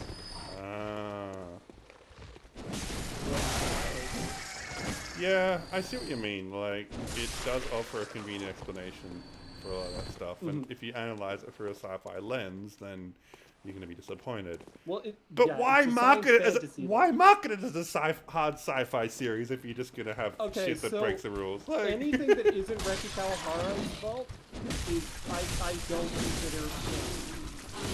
So like you can like the villains, yeah, they're shit, and like that sort of thing. But like if you say, well, why did the publishers do this thing? Well, like why did they? There's no I'm not talking exclusively about the market. I'm talking about how the story is presenting itself. It's presenting itself as a hard sci-fi, and then you just have things that randomly break the rules. The novels don't, is what I'm saying. So you think that's an anime thing? Yes, it's an anime-oriented 100%. And the main reason that this comes across is specifically how the anime is told. So the anime is told in third person, and it just like kind of follows over the shoulder of whatever the current character is. But Sword Art Online, the novel, is a first-person perspective book. So you are privy to a bunch of thinking and whatnot and thoughts and interesting things from Kirito. And it actually adds a massive amount because it's like you can actually relate more to Kirito in light of so many things. It's like, oh, I kind of understand what he's saying. Because, for example, in one of my favorite things in the only thing that I actually like in the Alpine arc is, you know that part where they go to the underground city? Yes. Kirito basically says that, hey, this is like Lord of the Rings where they go into that mountain. Yeah. And he doesn't say that in the anime at all. It is just like, oh, that's Oh, really? It's making a Lord of the Rings. Because like that totally felt like a Lord of the Rings reference too. I remember that. And like, yeah, so like, Reki Kawahara is doing that, but like in the anime, it's like you don't get that. You don't get to hear him. You've gone quirk way into off himself. topic. You were trying to explain why the novel marks it, like signals as a fantasy story. Right. So, having Kirito's inner thoughts, you can understand, like when Kirito was killed by Heathcliff, but then came back. It wasn't as a he reappears. It was just a thing of Kirito's health bar had stopped, but he wasn't dying, and you can hear Kirito's inner thought like, "No, I refuse to die," and all of that comes across much more effectively in that like this isn't just Deus Ex Machina. It's an established thing, and it was established by Asuna breaking the paralyzed while being paralyzed. So there was a precedent for willpower breaking a thing. But do characters like reflect on it? Do they be like, "What was that? How did we do that?" Yes, that did happen. Although, to be fair, Asuna and Kirito at the time were thinking, "Well, shit, we're both dead." Yeah. Because it was because Kayaba was like, "Nah, I'll let them live." That he was being nice. But like, I'm not saying it like this is just a convenient explanation. This is not its good writing. This is just like, well, with this lens, it makes some sense. It's like I don't hate this decision. I hate it. Yeah, no, that's completely fine. I will say that the hacking the system thing is bullshit. Yes, thank you. Because it was supposed to only be Yui that had access to the console to begin with, and it was like, oh, conveniently it's left unlocked. Yeah. God, no. Oh my god. But yes, so yes, the fantasy elements are way more evident, although they are presented with an air of mystery early on. It isn't until Alicization that it's given like a name and a purpose and a use and all that, which is incarnation is the term they use. Yeah. So, Gun Gale, I don't have a lot to say about it. It's just it ended up being like really rapey, and yeah, that wasn't cool. Nah, it could have done that better, but like I would say that's Maybe like it's by the Bloodborne. only incredibly bad part. Like I would say, and maybe I'm wrong to say this, and if I am, please correct me. But I thought they did the PTSD part of Sinun's backstory fine. I didn't have a problem with that, and I really liked the resolution of her story. That like he had actually saved somebody's life doing that, and she hadn't accounted for that. I can't. So, like, Yeah, I Sinon, I haven't really think, is thought the about it best that written- much, so I can't give an informed opinion. It's in the back. Okay. It's been pushed to the back of my mind. I would say that Sinon, like, other than the villain, because like Reki Kawahara has a villain problem. Sinon was probably the best written. Like, there are a lot of people that Sinon's their favorite SAO character, and I think that's just to say, like, well, Sinon had at the start much more agency than any other female character in the story. Though she did eventually become a blubbering mess and it's like, please, Kirito, save me. And it's like, okay, we're Yeah. back where we started. Yeah, it's just another damsel from the save. Fucking damsel in distress, right? I mean, I know, like, it's not like a series I like or immune to it. It just feels like SAO is so disrespectful to its women. Just like throws them in like a pile. Like, I can't remember. One more addition to the harem, moving on. Yeah, like, I can't remember who it was. Some AniTuber talked about it. I don't know if it was Mother's Basement, but like, He's done a lot of SAO videos. he has, but lots of people have. There was like, that's what it was called. They called it the Spurned Women's Club. It's just like all the women who have just like fallen in love with Kirito, but he doesn't care about them, and they all hang out at the same bar and like just talk about Kirito all the time and how great he is. Literally, there's a bar that they have. It's like funny in concept when I talk about it, but it's not in the anime. It's played very seriously. It's just, Yeah, it's not good. Not at all. There's a Kirito waiting list line if Asuna die. Yeah.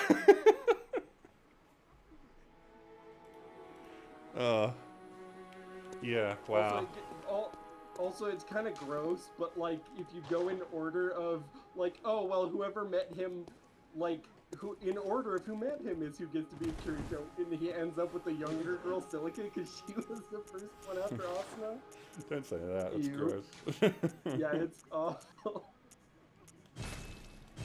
But it'll never happen, and that's why I don't like vomit from Sword Art Online. Yeah. It's like a harem is not anything new. It's like you want a harem to get like, and of course it's subverted in Index, but like it still exists. Yeah. And in fact, yeah. with Index, it's kind of become like it started as a parody, but it's become like too much like what's the term for that? Where a parody ends up looping back and becoming the same thing again. Yeah. And unfortunately, I can't really talk about Alicization onwards because my only exposure to that, incidentally, was Basement's video. It was like, this isn't the worst. I was kind of going along with that video. I'm like, the way he's describing the high concepts in this season, I was actually listening to it, and it's been so long, so I can't like specifically mention what part spoke to me or what parts repulsed me. I think I can imagine. But basically, like, I was listening to the video, it's like, the high concepts in this are good. In the hands of a good writer, this could be an amazing story. But then, like, as the video goes on and he explains where the anime falls flat, I'm like, oh, Reki Kawahara, you've just fucking dropped the ball completely. That's how it felt to me. I feel like it's the villains. That's the biggest thing, and like this is what I think like makes Index so much better than SAO. Is because Index has sympathetic villains for the most part that you can understand. You might not know what their motivations are currently, but once you are made aware of them, it's like, oh, actually, I can totally get like Alistair. I think is the biggest one for that, right? Like, yeah, holy shit, is he just the biggest douchebag for like 40 books, and then suddenly, oh. Wait, he's actually likable. Yeah, he's such a... Alistair is like... He's like one of the worst human beings imaginable, but you kind of like him. It's fucked up. I will say spoilers for Index or anybody listening, but when he got finally punched by Toma and then like reincarnated as a small girl, that was just hilarious and amazing. I loved that so much. It's so symbolic, isn't it? It's like it's the Tawara Toma experience. punches anyone and you will join the harem no Yeah. matter what. It's really funny. Of course, he didn't join the harem, but still, symbolically, it was quite funny. He tried to get in Toma's pants pretty hard though. Oh, he gets in everyone's pants.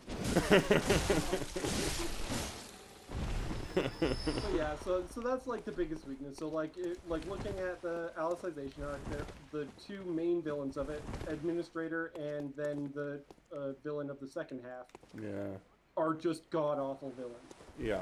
But the sub villain of the second half, which is POH, the original, what's his name?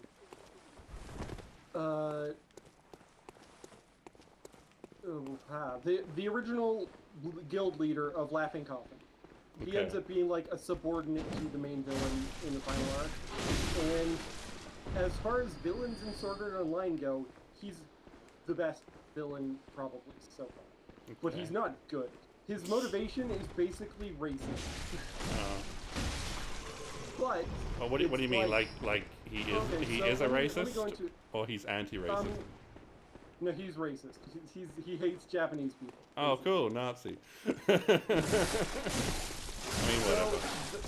So the way it goes is he was born in America, and how does this go again? He's an illegitimate child of a rich person, and he's basically his father is Japanese, his mother is Mexican Spanish, I believe. Okay. And basically, because Oh God, he's an oh illegitimate God. child, Ah, no, I can't die here. Actually, I can, and I probably won't lose that much, but I don't want to die here. Okay, I'm good. You can continue. Ah! are you sure? I'm good, I'm good. Yes. Okay, so sorry, I'm just waiting to see it dead on my screen. So the reason why he is the hate boner for the Japanese is because he is born with like I said, the Spanish basically the mistress of his Japanese rich father. And but his rich father is actually giving money to this mistress and him in order to live. But the reason for that is because the son of that rich guy apparently has a genetic defect in like their liver or something, I forget what, that like will kill his son. So he had this illegitimate son in order to basically harvest their organ. Oh, fuck. So, and basically the mother, because she's been forced to live in America even though she's Spanish, Uh-oh. she basically... Get off. Get off. I'm alive. Ah. Ah. Bad doggy. Not a good bite. Not a snack. Okay, I got him. Okay. So, that's basically why he's kept alive and what's blinding his, like, basically his entire reason for being is his dad is awful. And his dad is Japanese, so, like, he just grows up with this intense hatred for the Japanese because, like, he grew up outside of Japan and didn't really know anything about it. So, what he,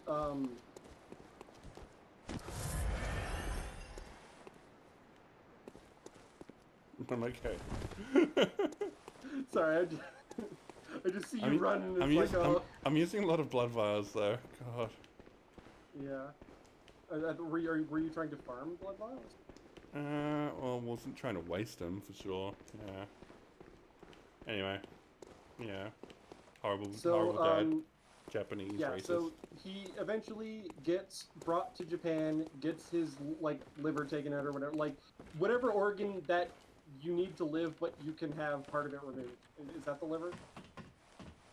The appendix? I don't know. No. Kidney. Kidney, or that one, sure. I don't know. I have no Can you idea, live I'm out a sorry. liver? I don't think you can, but no, maybe you can. Anyway, he gets that taken out and whatever, and in exchange for that, what POH asks for is, can I come live in Japan? Because that's what he wants to do. So then he starts working in Japan, but he's basically working at like the dark side of Japan. Like he's working with Yakuza, he's like an assassin for hire, like that's what he's decided to do with his life. And then Sword Art Online happens, and he decides to play it, then it turns out to be a death game, and he is ecstatic about it. Hmm. So he forms Laughing Coffin. And then basically there's a scene, and this is like one of my favorite scenes, where Asuna asks him, like, don't you feel sad about all those people in your guild that you led that all died? And he's like, well, what are you talking about? No. Because, don't you remember? You guys received a tip about where Laughing Coffin's guild was located when you guys all went to raid them. Where do you think that tip came from? So he was the one who set up his own guild to die after having them kill a bunch of players in SAO, basically trying to kill the most Japanese people he possibly could. And then there's another bit where he's basically like more or less torturing Kirito and Asuna. And Asuna's like, why do you hate us so much? And he's like, I don't hate you. I love you guys. He just like he just loved how much they were, because he's like tortured and killed so many people, right? And every single person that he had killed was begging for their life and basically being unfun for him. But Kirito and Asuna like never gave up. They always stayed true to who they were, and he loved that about them. Like he admired it? Like he admired them? Yeah. He's like, you guys like have people who love you and you love. You have so much that I don't have. So he's like jealous but admiration as well. So all of these things just make him a real personal villain. Like I don't think like his motivations of racism are weird, but it's like, yeah, at least it's better than a har har I'm evil, which is the general norm for the villains in SAO. Yeah, Although right. I like, do think POH is being set up to be the final, like absolute final villain of Sword Art Online, because he's alive at the end of that. to me, I feel like, sure, he's not as bad as some of the other villains, but the bar is so fucking low with that series. It is. Well, like I said, It's like fucking like the worst, Stockholm Syndrome. Like, I don't know, Terra is a better villain in Index than these guys, and it's just like, Yeah. like one of the worst villains in Index. Yeah, exactly. The worst of Kamachi is like the best of Yeah. Becky, so it's just like, Exactly. So why is this show meant to be good again? It's not. I never said it was good. Or he's just referring to like the people who like swear, oh, this is my favorite anime. I mean, Which, yeah. again, I am one of those people, but I don't say it like that because I like it in spite of its flaws, not because of them.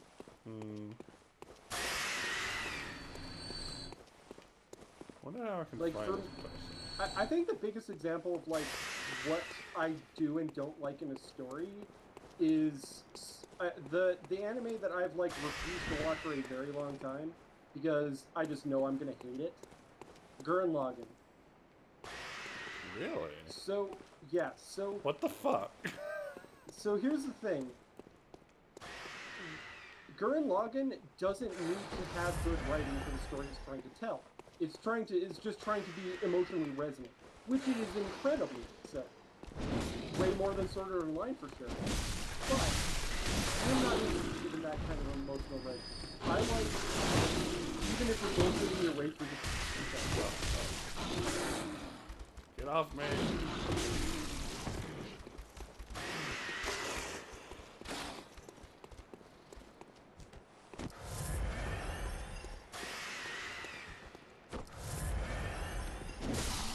How far so small online? Continue. Okay, so, it's, what was I saying? Talking about Gurren Lagann, emotionally resonant. Right, so, Gurren Lagann is aiming specifically for emotional resonance, and that's it.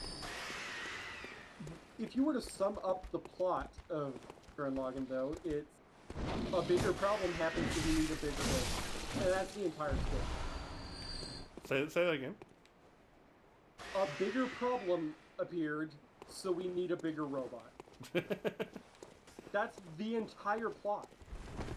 And, like, I'm sorry, but I look for more in a story than that. Like, with Sword Art Online, you have a, like, even at its worst, it's like, still trying to tell a story about like look at Gun Gale. It's like a story about a character trying to overcome PTSD. Mother's Rosario, a character coming to terms with their own mortality. I think Alicization, the idea that an AI, if it's as sentient as a human, it deserves to be considered a human too. I think you're selling Gurren Lagann. Well, poorly executed. I think you're selling Gurren Lagann really short, to be honest. I haven't watched it, so I wouldn't know. Yeah. I have watched reviews. That's why I haven't watched it. Is because I'm afraid that I think I won't like it, but what if I do? I'll be upset if I like it. So that's why it's like I don't gain anything from watching it. If I don't like it, then watching it is something bad. If I do like it, then it's like, fuck, my entire world is destroyed. This is worse than if I didn't like it. Well, like, have you had exposure to other Trigger anime and didn't like them? I hate a lot of Trigger anime. And I've watched quite a few of them. Like, my #1 Trigger anime is when supernatural battles become commonplace, and that's like the least Trigger of all their Jesus Christ. And it's not very good. No, it's not. Although I will say the one take Haptico voice lines of like trying to understand what a Junibyo is, that is maybe one of the best voice acted scenes I've ever seen in a while. But like it's in such a bad show. Yeah. No, yeah, absolutely. That scene is iconic. It's just the rest of the show is kind of bad. In fact, in my AniTube stuff, I'm thinking of doing a top 10, because I'm going to be doing a lot of top 10 things that are like niche top 10s. Like one of them that I know I'm going to do is top 10 guitar solos in anime songs. That's a pretty cool top list. So I'm thinking of top 10 scenes in anime, and that's going to be one of the scenes for sure. It won't be like #1. I think #1 is probably going to be something in Clan, and I don't know what it is yet, but I'm pretty sure it'll be something there. Like there's like Tomoyo confessing to Nagisa, or Boiler's Nagisa dying, or like I don't know. There's a lot in Clan. Like just good scenes. It's not necessarily. I don't know. Clanet has its problems. But yeah, like Gurren Lagann has a really solid character writing, and I think you're probably selling that short if you're only focusing on the robots, which some people do. I don't know the characters, right? Like I think you can't get character writing across very easily in a review, and all the reviews I've watched are like 15-year-old reviews or something like that. 10-year-old reviews. Yeah. It's actually Jacob Chapman / Jesu Otaku's review of Gurren Lagann that I remember most clearly. He gave it a 3 out of 4. 3 out of 4. Well, out of 4, that's such a weird number to go with. Jacob used to end all of his reviews with, I give it this random thing out of 4. Like the one for Gurren Lagann was, I give it like 3.5 non sequiturs out of 4. Yeah. Because Gurren Lagann has a lot of non sequiturs in it. Do you know what a non sequitur is? Non sequitur is when. What do you mean in this context? Yeah, sorry. So a non sequitur is basically saying one thing and then equating it to another, but having them be actually unrelated. So the biggest one that's well known in Gurren Lagann is "believe in the me that believes in you." That's a non sequitur. Why is that non sequitur?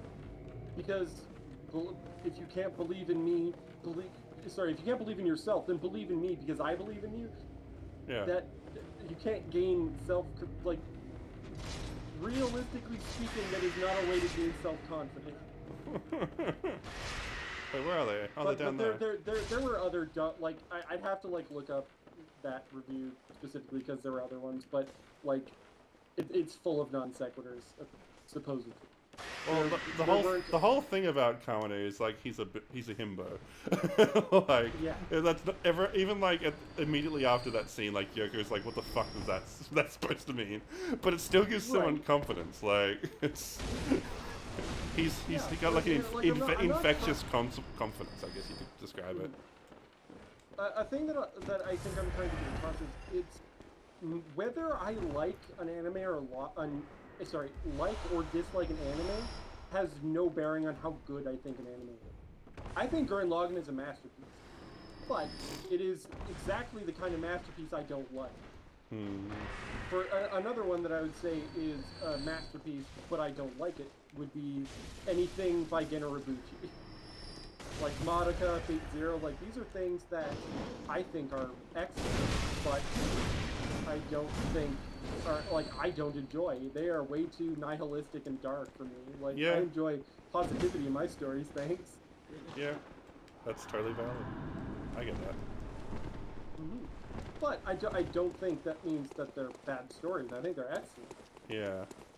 Because like for a dark story like that to actually grab me, it's like, oh wow, like you just put me in prison, thanks. Like, that's a cool skill. You just showed me a skill.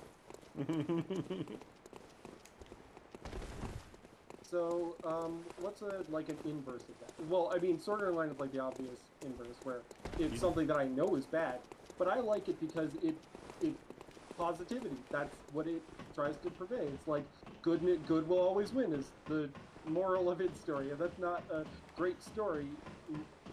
Yeah, but the reason you like Sword Art Online is the reason you dislike Gurren Lagann. I don't understand.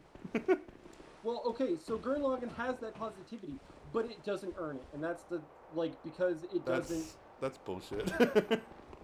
It 100% earns it.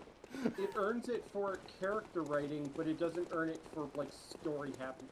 Like neither does Sword Art Online. That's fair. Thank you. Like I said, I'm not trying to turn this into a debate. Like that's a good point. Like no, it's like you conceded. You're absolutely right. But fair enough. Yeah, I lose. GG. But I still love SAO. Like I can't help myself from that. Yeah. But like all the bad parts, I definitely don't like. Yeah, this wrong way. But right. So another thing is that, and like with Sword Art Online, the sexual assault stuff. Mm-hmm. So Reki Kawahara is not, and this is something that the anime does that Reki Kawahara didn't stop them from doing, but it's very much like omnipresent in the anime adaptation, and that is fan servicing sexual assault. That's a yeah, exactly. Because a sexual assault scene can happen in a story, and it could be an okay story still. Like I think example that I'll cite, and I'm gonna be citing a Nasu story for this, and the slippery slope that is talking about another writer that could be bad too. But Garden of Sinners. Okay. There's a rape scene in one of the movies, and it isn't played for fan service, and I think that helps that a lot.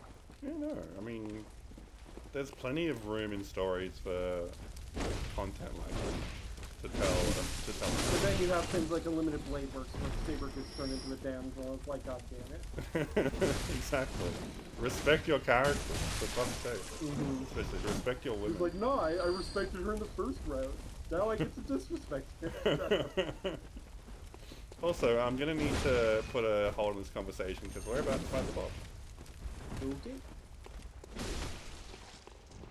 And I'm playing on someone else's game now, so at least I'll get rewards from it. We can't let them down. Yeah. You be aggressive this time. Because I'm not the one who has everything to lose. Hey, buddy. What's going on?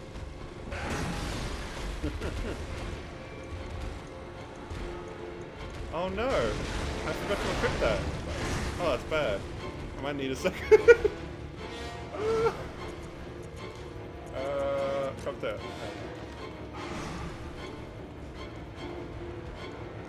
See, I'll try and not use the cocktails because I'm playing on someone else. But you would lose the resources. I was using a fire sword. Oh, that's the trick. That's the strat. Yo. I should do that. I think I was thinking that's 5 minutes. Get back, get back. This is really risky. Man, we're doing good this time.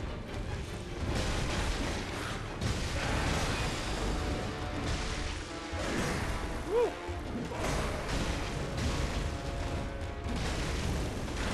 Becking it down.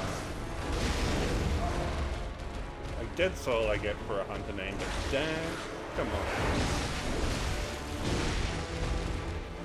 We can do this. Absolutely do this. We can definitely do this. I believe in We can change the future. Yeah, Shulk, get stuck in.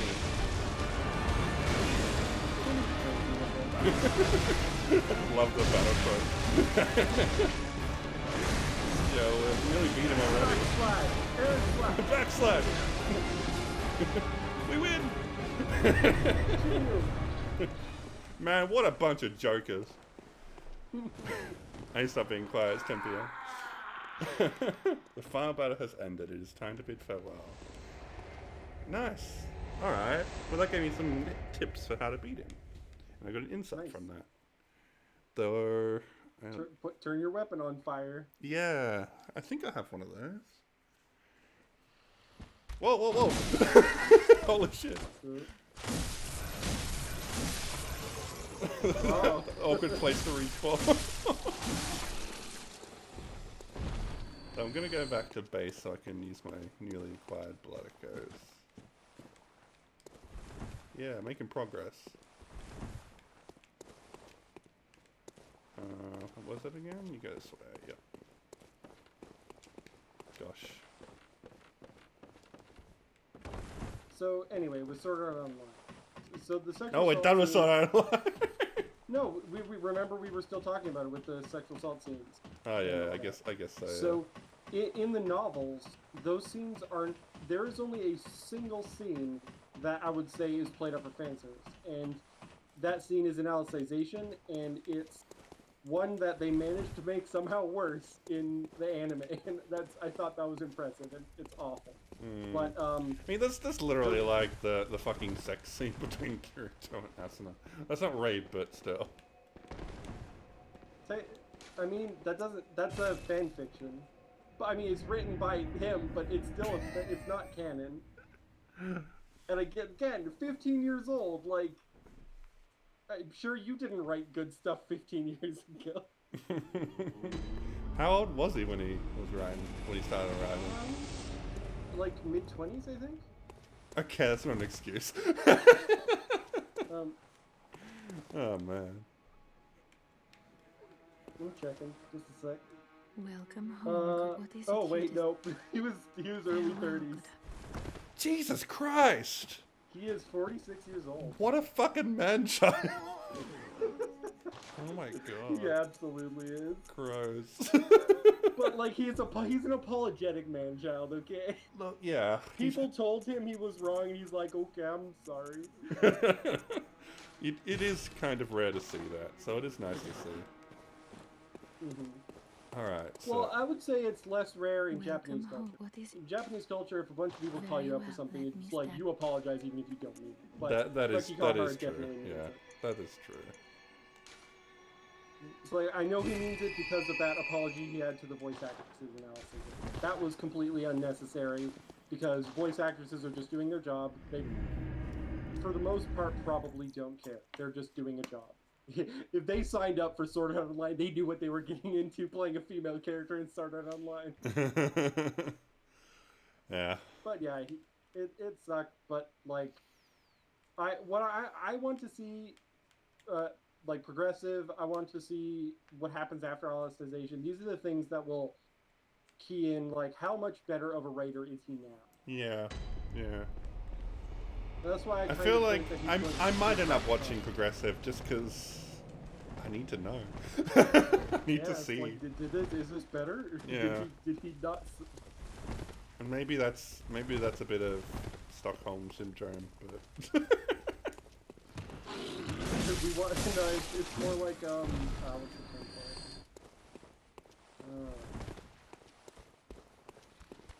I don't know what the term for it is. describe it. For like wanting what you could have gotten, but didn't. Sunk cost fallacy? Yeah, that'd do it. Yeah. Like, I was already forced to watch 50 episodes of this garbage. Yeah, Maybe but I break... can watch a little bit more and it won't be garbage. I break free of that because I can't do Alicization. I just can't. I'm done. It's gross, and like it's probably the most gross Sword Art Online's ever been, and that's. And they said, and you know, I had friends that like would say that like this is where Sword Art Online gets good. This is just kind of extra. Story-wise, it gets good. Yes, because again, I was saying with the other ones, like overcoming PTSD and coming to terms with your mortality. Those are like very basic plot premises, right? But I would say that an artificial intelligence gaining sentience and the debate about whether or not that should be granted human rights, I think that's way more interesting. Yeah. And it's like, sure, it's been done before, like Ghost in the Shell, I think, did that, and there's other things too, but like... From what I've seen, he didn't deliver on that promise, like, yeah. Welcome home. No, in the final bits, it did. It didn't do it very well, but it did. It didn't do it very well, that's the point. You can't execute okay, for shit. there is a really good scene at the end of it that I'll describe to you now. So, Alice has been extracted from the game and is now walking around in a robot body, and she's being introduced to the world as like the world's first actual person that is an artificial intelligence. Mm-hmm. And there is a scene where she's basically being questioned by the paparazzi. And one of the people questions like, hey, can you prove that you're actually a real AI? For example, we have heard that you have this special cube that is your effective brain. Can you show us that? And she's like, sure. And well, actually, sorry, her helper is like, you can't ask. And then Alice is like, no, I'll answer it. And Alice is like, sure, I would be happy to show it to you. But first, can I ask you something? And he's like, what? Can you please prove that you're human? And she's like, what? And she's like, yes, can you please? And she's like, well, how do I do that? And she's like, easy. Just open up your head and rip out your brain and show it to me. And that's so good, right? Like, yeah. So, like, Sword Art Online has its moments. I'm not saying it's got good writing, but, like, it has moments of good writing. Yeah. In all the mess. Yeah. It's just... Yeah.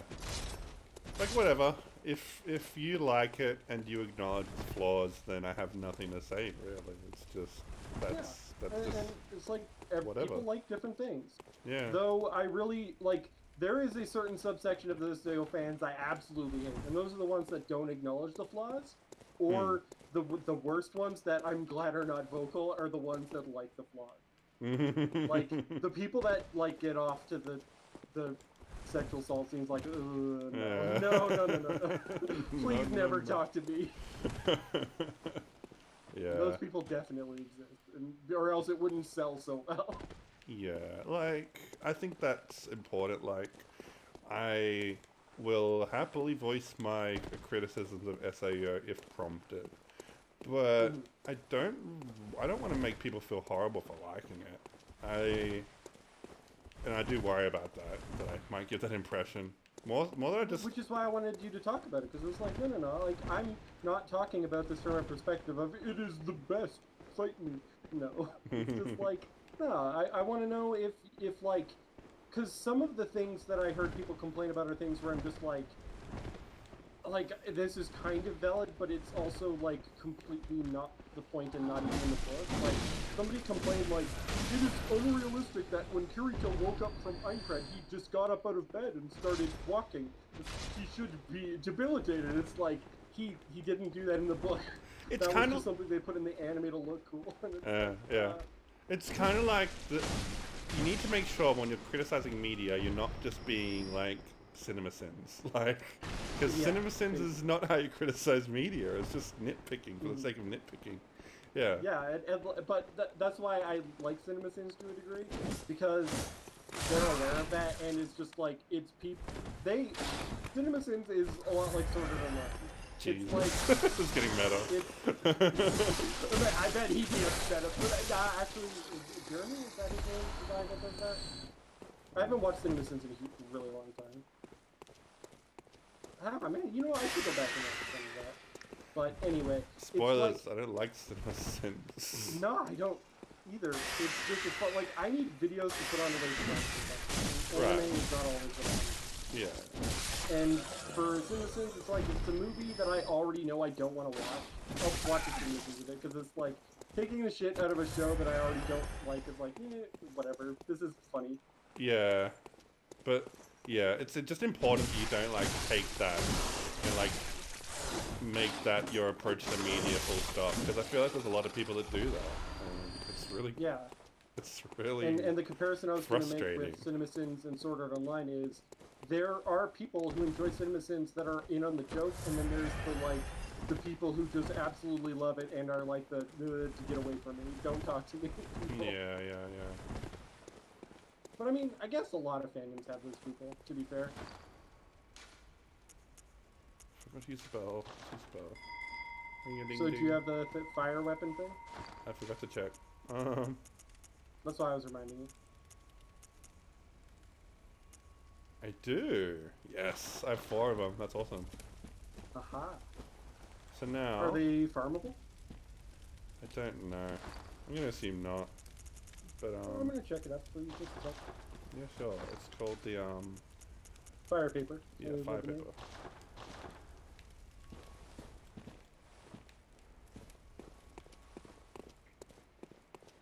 I think 4 is enough. I think I'll be fine. Are you fighting the Bloodstarved Beast right now? Is that this fight? Yes, that's correct. I'm feeling Step confident. 1, beat Bloodstarved Beast. Step 2. Good walkthrough. So it is farmable, but not for this fight. Yeah. God damn it, the one fight you really need it. That's so mean. I was sure it's like, Bloodstarved Beast, that looks like what you were fighting. Unlucky. Unlucky. Hey, how many bosses are in this game? Like, how far am I through the game? That's what I want to know. How many bosses have you Well, not the Bloodstarved Beast. I think it's like the 2nd or 3rd boss. If we just like look up a walkthrough. Look up a walkthrough, and what chapter is the one I'm on? I think I mean all There of the are 11 bosses. That's all? Probably some of them are skippable, if I had to guess. There are 6 great ones, 21 Gallus dungeon bosses, and 5 DLC bosses. What are the great ones? Let me just check. Ow. Bloodstarved Beast is apparently the first. Oh, he's the first one. So I'm quite, yeah. So, I've got it to go. Bloodstarved Beast, Cleric Beast, Dark Beast Parl, Oh Father, no! Get off me! Damn beast. Bad hug. Bad taste. Bad hug.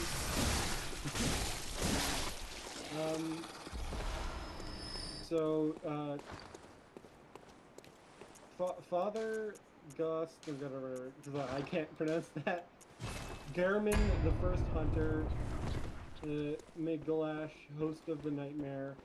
Martyr Logrius. One Reborn, Shadow of Yarnum. Vigar Amelia, Witch of Hemwick. Those are the bosses. Okay, so I'm still like in the early game. This is gonna be I'm gonna be playing for a long time, which is good. I do enjoy this game, so I'm not complaining about playing it for a long time. I heard recently that apparently this is like people's favorite FromSoft game. Yeah, a lot of people love this one. A lot of people say this is the best one. I can't, like, Dark Souls is just too much for me. Like, I just like it so much more. Like, I've not played Bloodborne, to be fair, but, like, yeah, I just don't see like, its aesthetic is cool, but I don't like it. It's kind of gross. Like, say what you want about dudes in armor, but I kind of like a dude in armor rather than whatever that is. Yeah. I mean, yeah, it's a matter of taste. Totally. I think I prefer the medieval stuff a little bit more. I'm interested in Elden Ring. I have no idea what that's going to be like. I hope it's like What's more Elden Dark Ring? Souls and Bloodborne. What's Elden Ring? Oh, Elden Ring is the next FromSoft game. It's being written by George R.R. Martin, and I don't know what that means. Interesting. That could be a good thing, that could be a bad thing. It depends on what parts of Game of Thrones you like. Yeah, seriously. I just know not to get attached to any characters in that game, that's all. Well, it's a From Software game, so that's fine. Also, this thing in the background is really weird. Bunch of pillars. Probably a story behind it. Yeah, probably. It reminds me of the trees, like holding up the world in Dark Souls. Maybe that this could take place in the same universe. Yeah. I know. Okay, so I got my profiles back. Let's go.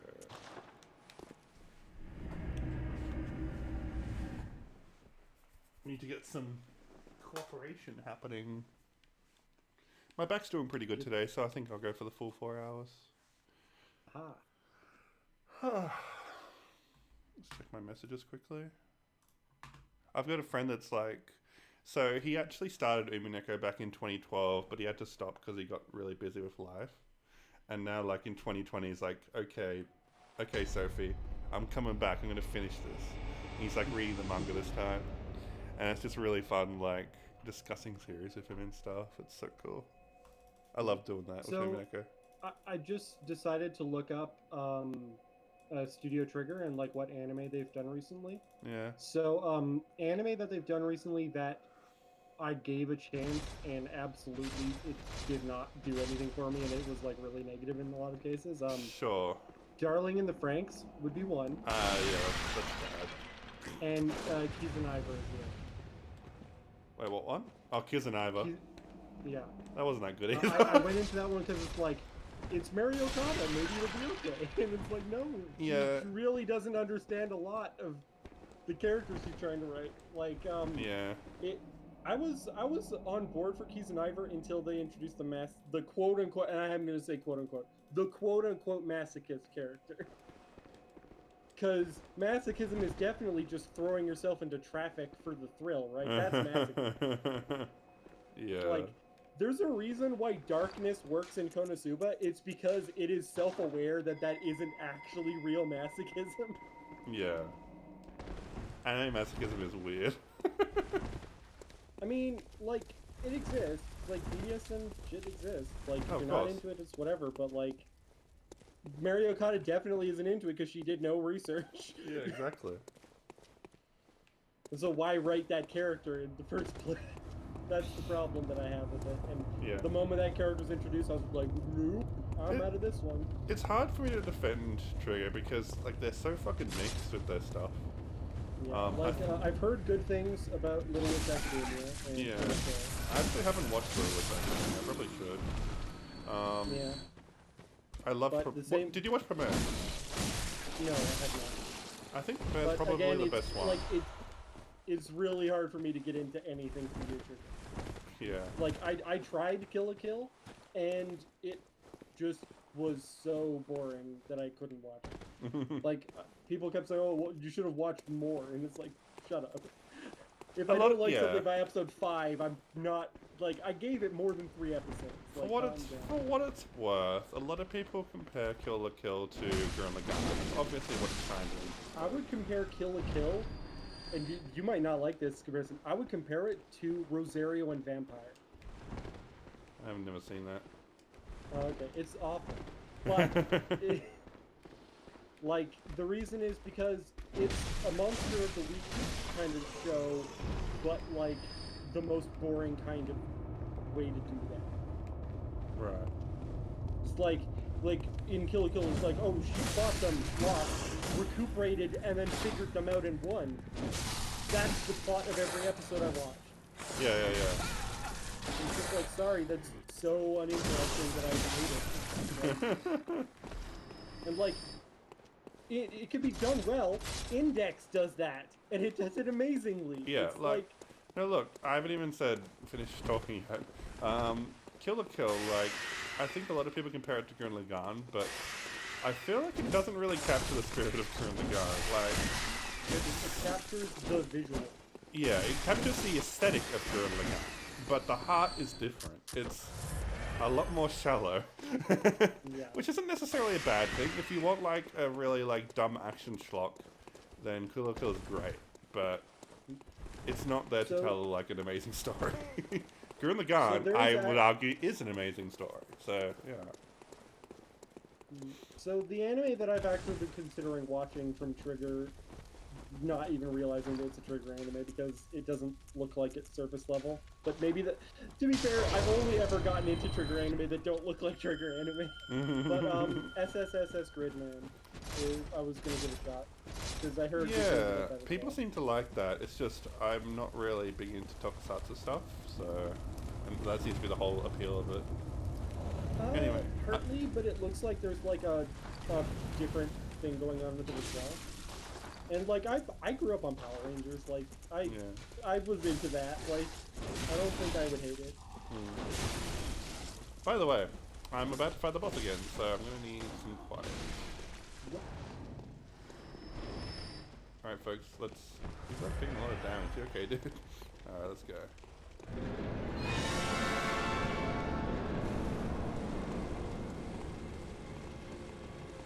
Here we go! What do you want me to do? Molotov! Molotov! Molotov! Don't need the damage.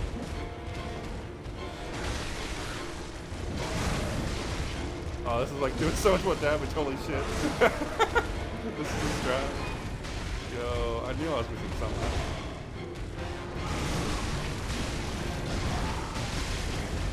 Shit.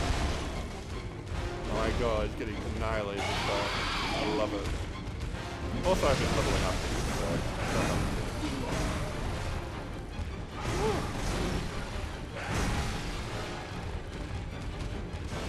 Whoa! Oh no! Yep. That's okay. Light my fire! Why didn't I do anything?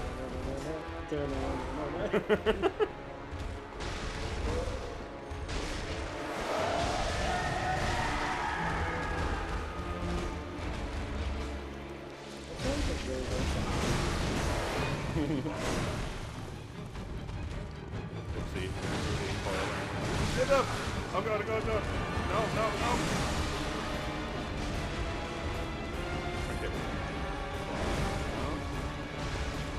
Let's go. We need to win this time.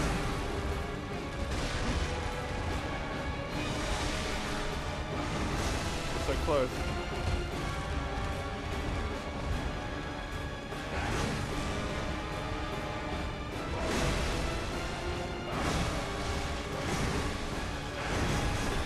can't get a good time to attack. Just gonna let them finish it. Yeah. Yeah, you did it. You're the cheerleader. Good job, guys. I don't know how to taunt in this game. I think they get it. Yeah. I just walked into the distance. That's so cool. Ah, we did it. We beat it. Yep. Good job. Only 10 more to go. That's what I've been waiting for. That's what it's all about.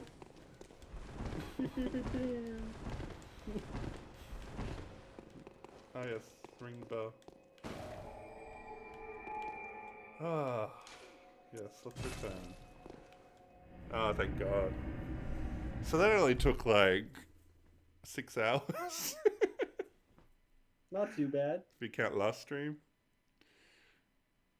It's okay, I feel like I'm starting to get a hang of the game more and more the more I play. So, excuse me.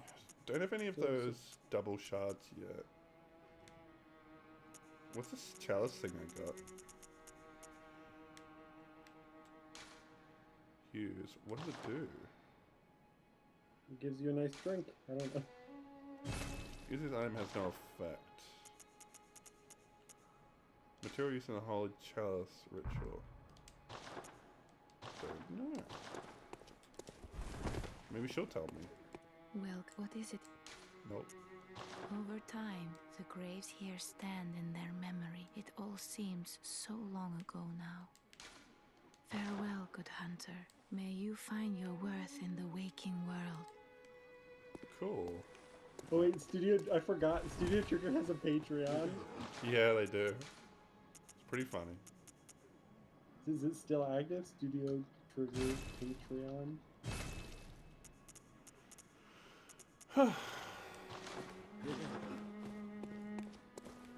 2,618 patrons.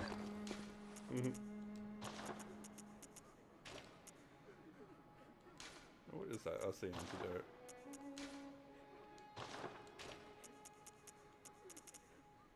To be honest, the studio I would want to see do this is KyoAni. Because I feel like KyoAni needs Bloodborne anime. KyoAni Bloodborne anime? Sorry, what are you That talking would be about? like... That'd be the grossest thing ever, but it would be so, like, gorgeously gross. I don't know. Sorry, what 'Cause, anime are you like- talking about? Bloodborne. Wait, that's what you were talking about. Well, no, I was talking about if KyoAni made a Patreon, that would be the best thing ever. Oh, Patreon. Yeah. Yeah, I mean, But, like, they what need if it. KyoAni did a Bloodborne anime? Is my thought process, like, what would that look like? It would be gorgeous and awful. Like, I don't know, but KyoAni is like, I think, is KyoAni maybe the best animation studio? I think they might be. Like, just for, like, animation quality, period. They're pretty up there, yeah. It's like, Bones and Ufotable would be, like, Yeah, in the running as well. I think those would be the top 3 at this point.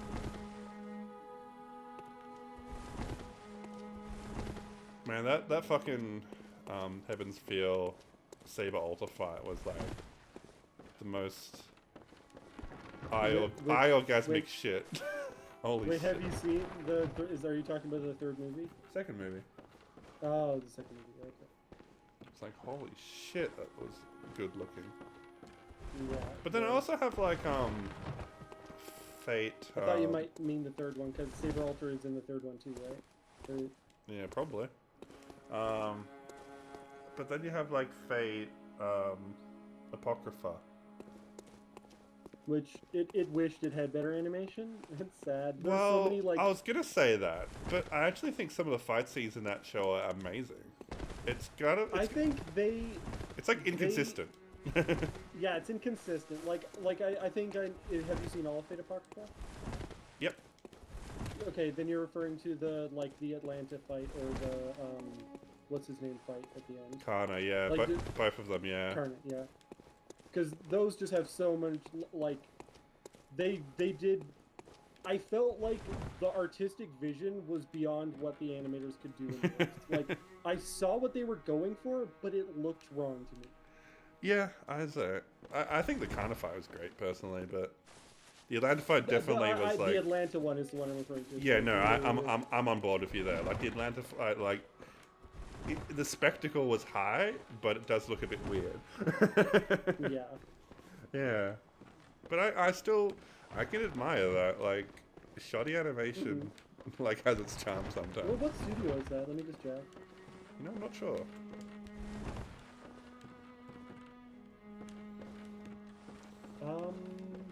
Oh wow. Okay. That's A1 Pictures? I was not expecting A1 Pictures. Yeah. Well, that's Sword Art Online is what that is. Oh, I didn't know that. A1 Pictures is the one who's going to be doing the 86 anime. What's 86? It's a light novel adaptation, but I've heard incredibly good things. Like the Anime News Network reviewer that covers it is that generally hates things like Sword Art Online. They're like, oh my god, this is so good. And I have it loaded up on my phone ready to read. I just haven't gotten to it yet. Because it seems like it's a Welcome dystopian home. Very well, let me. future style thing where people are fighting against the system or something like that. Like, it's the kind of thing that I'm not a fan of. But it's apparently like really, really good. So I'm interested. Oh yeah, let's talk about new anime. So, have you watched Kami-sama ni Nattahi? That's by the grace of gods. Is that the English? No, The Day I Became God. Oh, right, yeah. No, I mentioned that in the Discord. It's like, I definitely see Jun Maeda in this. This is definitely how he writes. Yeah. Yep. Yeah. I don't have much to say about it. It's not a good or bad thing necessarily. It's just like, yep, this is Jun Maeda. Checks it needs 24. Give him 24 episodes already. He's just not. He's not made for writing anime, in my opinion. Yeah. But they keep putting him on anime. It's weird. But anyway, like, I don't want to be. If I had to guess, it's a personal decision. I think he doesn't want to do visual novels. If I had to guess. I think like, so too. How many artists would jump at the chance to work with him on a visual novel, right? Like, if he wanted a visual novel, it'd be made. I think, yeah, he's sick of visual novels. I don't know why exactly. Maybe it's drama with visual arts, or maybe it's the fans. I don't know. But he just seems to be sick of them. Yeah, it's sad. His music is great though. Like, he should just do more music. Yeah, absolutely. I love his albums. They're all really amazing stuff. But anyway, like, I want to talk about Kami-sama ni Nattahi, but I don't have a lot to say about it. Yeah, there's in the trailer, that one hacker guy is interesting. I don't know how that will play to the story, but yeah, I'm sure we'll find out sooner or later. But yeah, well, it turns out he hacked reality and gave the reality brain to the girl. I have no idea. Yeah, I don't know. I wasn't paying that much attention. It's weird. And then, like, an ANN reviewer pointed a thing out to me that felt like a spoiler. Like I wasn't thinking it, and then I was like, wait, I could totally see this being the story, and I would be upset if it actually does that. Which is, and sorry, do you not want to get spoiled on this? Because I'd rather you didn't. Yeah. Okay, then I won't say it because it's very much a like, oh, I didn't look at it that way. That could totally be what she means by that. I don't like this anymore. Fair enough. Well, I guess we'll find out what happens. Well, I mean, I'm still gonna watch it, and like I've enjoyed the first episode. Oh, you have it's watched it? Still a bit too frenetic, but like that's generally whatever. Yeah. He likes writing slapstick comedy. That's the first episode is like. I don't know if he's good or bad at it, but he likes writing it. I like his comedy for what it's worth. That's fair. Is that where I go? No. Where the fuck do I go? I see a thing up there, but I can't reach it. Maybe there's an illusory wall. No. Is there illusory walls in this game? The implication was that being this boss would unlock a bunch of stuff. Or maybe that chalice is what's going to unlock stuff. Maybe you need to like place it on a pedestal somewhere. I think I might need a walkthrough. Can you back me up? Okay, So just after the blood-starved beast. where to go after Bloodstar? We go inside the corridor, which has opened at the Cathedral Ward lamp. Where the fuck is that? That's what it said. Cathedral what? Okay, so, sorry, just a sec. You have to go down deep. Okay, okay. So go inside the corridor which has opened from the Cathedral Ward lamp. Go inside the elevator. By the way, there's a secret exit as well inside that elevator. Once you are on top of it, Corridor. you can explore things, but you won't go anywhere. Oh, well, You yeah. have to go down, deep down No, from there by Okay, dropping. Shush, Eventually, shush. I need to find this fucking corridor first. I'm worried it's just somewhere you already know and they're just explaining it badly. Well, I found Cathedral Ward at least.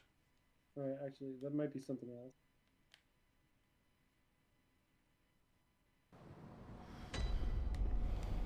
Alright, yeah, this place. This is like a hub area. I think you have just opened secret door in church, so go to that bonfire. Hello? Yeah. This Which way?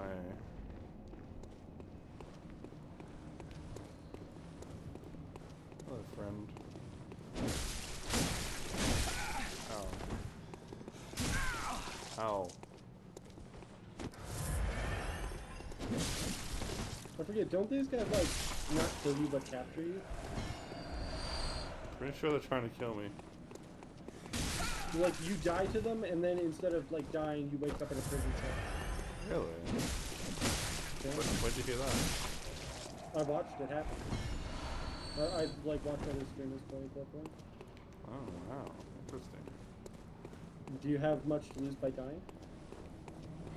No, but I don't really want to. I mean, if you haven't died to them, maybe that's the way forward. That'd be dumb, but like it's FromSoft.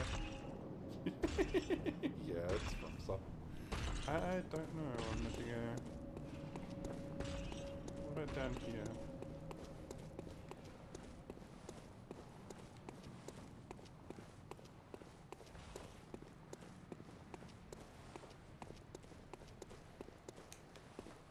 So yeah, a secret door in the church. Well, there's a church. I don't know. This might be it. Well, that looks like a church, yeah.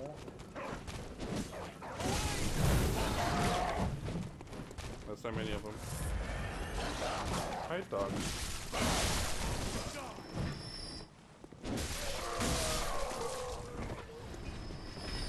Nothing personnel, kid.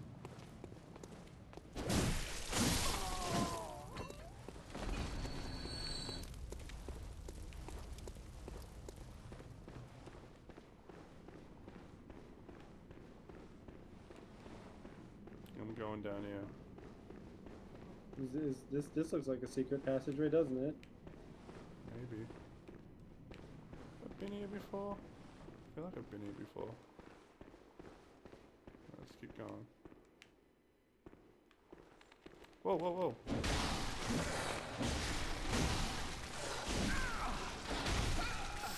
Whoa.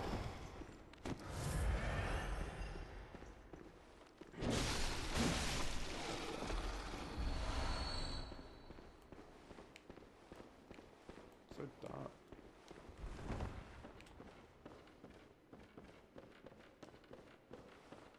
God, have I been here before?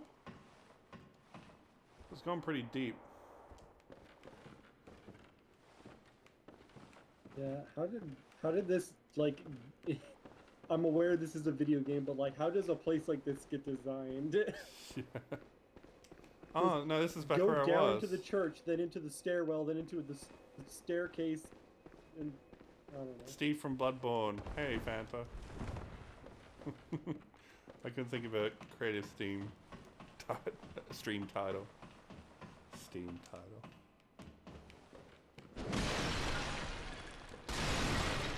Good news though, I'm going to be having a personalized avatar soon. Probably in the next few days.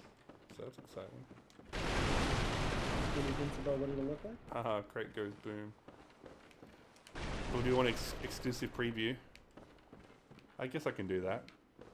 Hold on. Let me bring it up.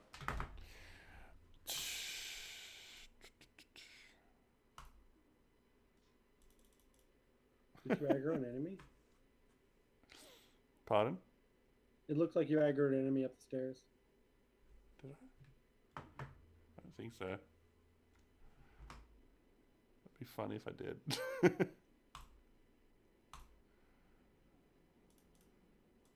It's my secret plan to murder you. You'd get you to AFK and then Alright, time for an exclusive sneak peek at my VTuber avatar.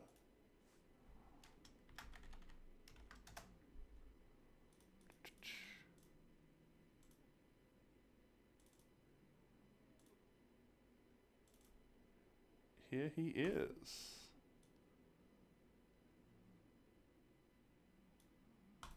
I like it. Thank you. Yeah, I spent a lot of time trying to figure out the design, and eventually we just decided let's just keep it simple. We don't have to like go full Final Fantasy design of just like over designing a character.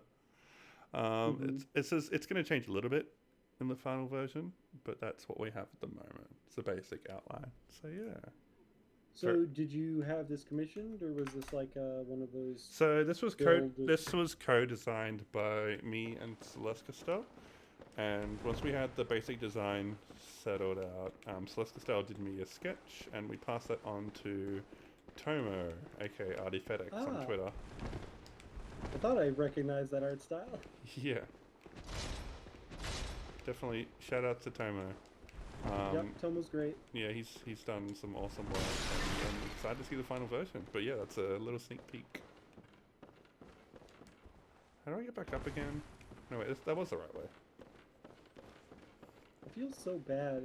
I'm pretty sure Tomo had no idea how much work I was asking from him when I was like, hey, help me do my YouTube avatar stuff.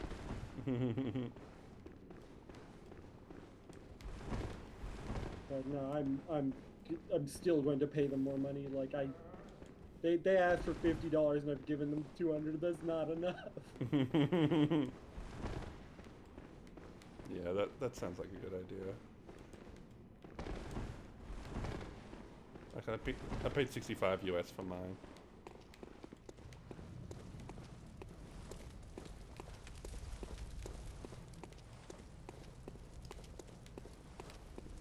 I just wish I had more money, but hopefully YouTube works out.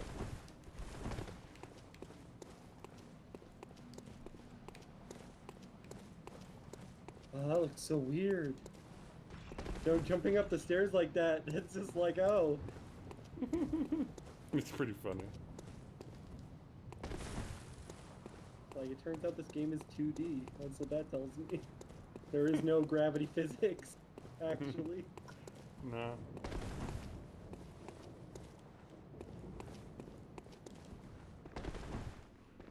Is there something else in this church I missed? There's a secret door somewhere. Hey. I think you need a better walkthrough.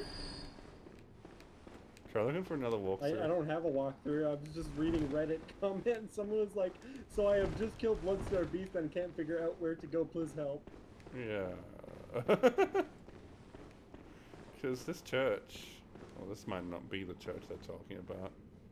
Wait, what's up there? So, buy the Hunter Chief emblem. Do you have that? That's apparently another thing you can do. That's what you do if you don't fight the beast, though. I looked that up, and they're like, so if you buy this emblem, it'll get you to a place quicker, but you can get to that place after beating the bloodstained beast. So it's not worth it.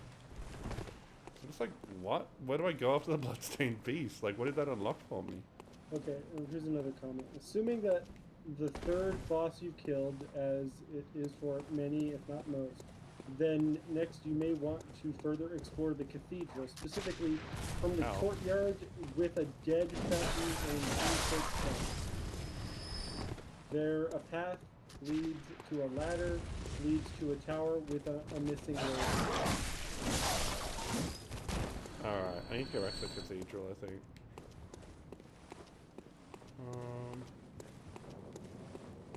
Which is down here, incidentally.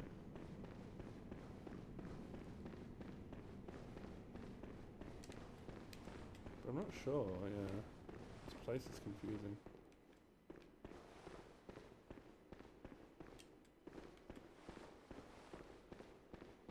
Lots of people just like popping into the stream to say hi and then disappearing.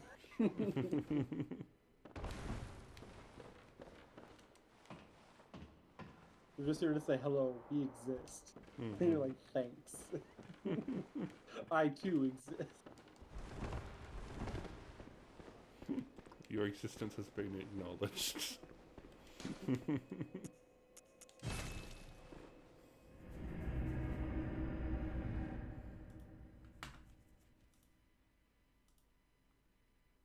Mayabara-san? Are you watching Higurashi? Am I? Yeah. Nah, like I said, I want to rewatch all of Higurashi first, and that's already a big ask. And it's like I don't feel the need to keep up to date on it. It's already a crazy, incomprehensible thing to me. Well, why not just watch the new one? Hmm? Why not just watch the new one? Welcome Because home, good I hunter. feel like I'd be missing something. Because I have is it already you watched desire? Higurashi. It's been so Very well, long, let and I me had to skip scenes. Mm-hmm. Actually, there was only one scene I had to skip, the fingernail scene. Yeah, valid. That's too much for me.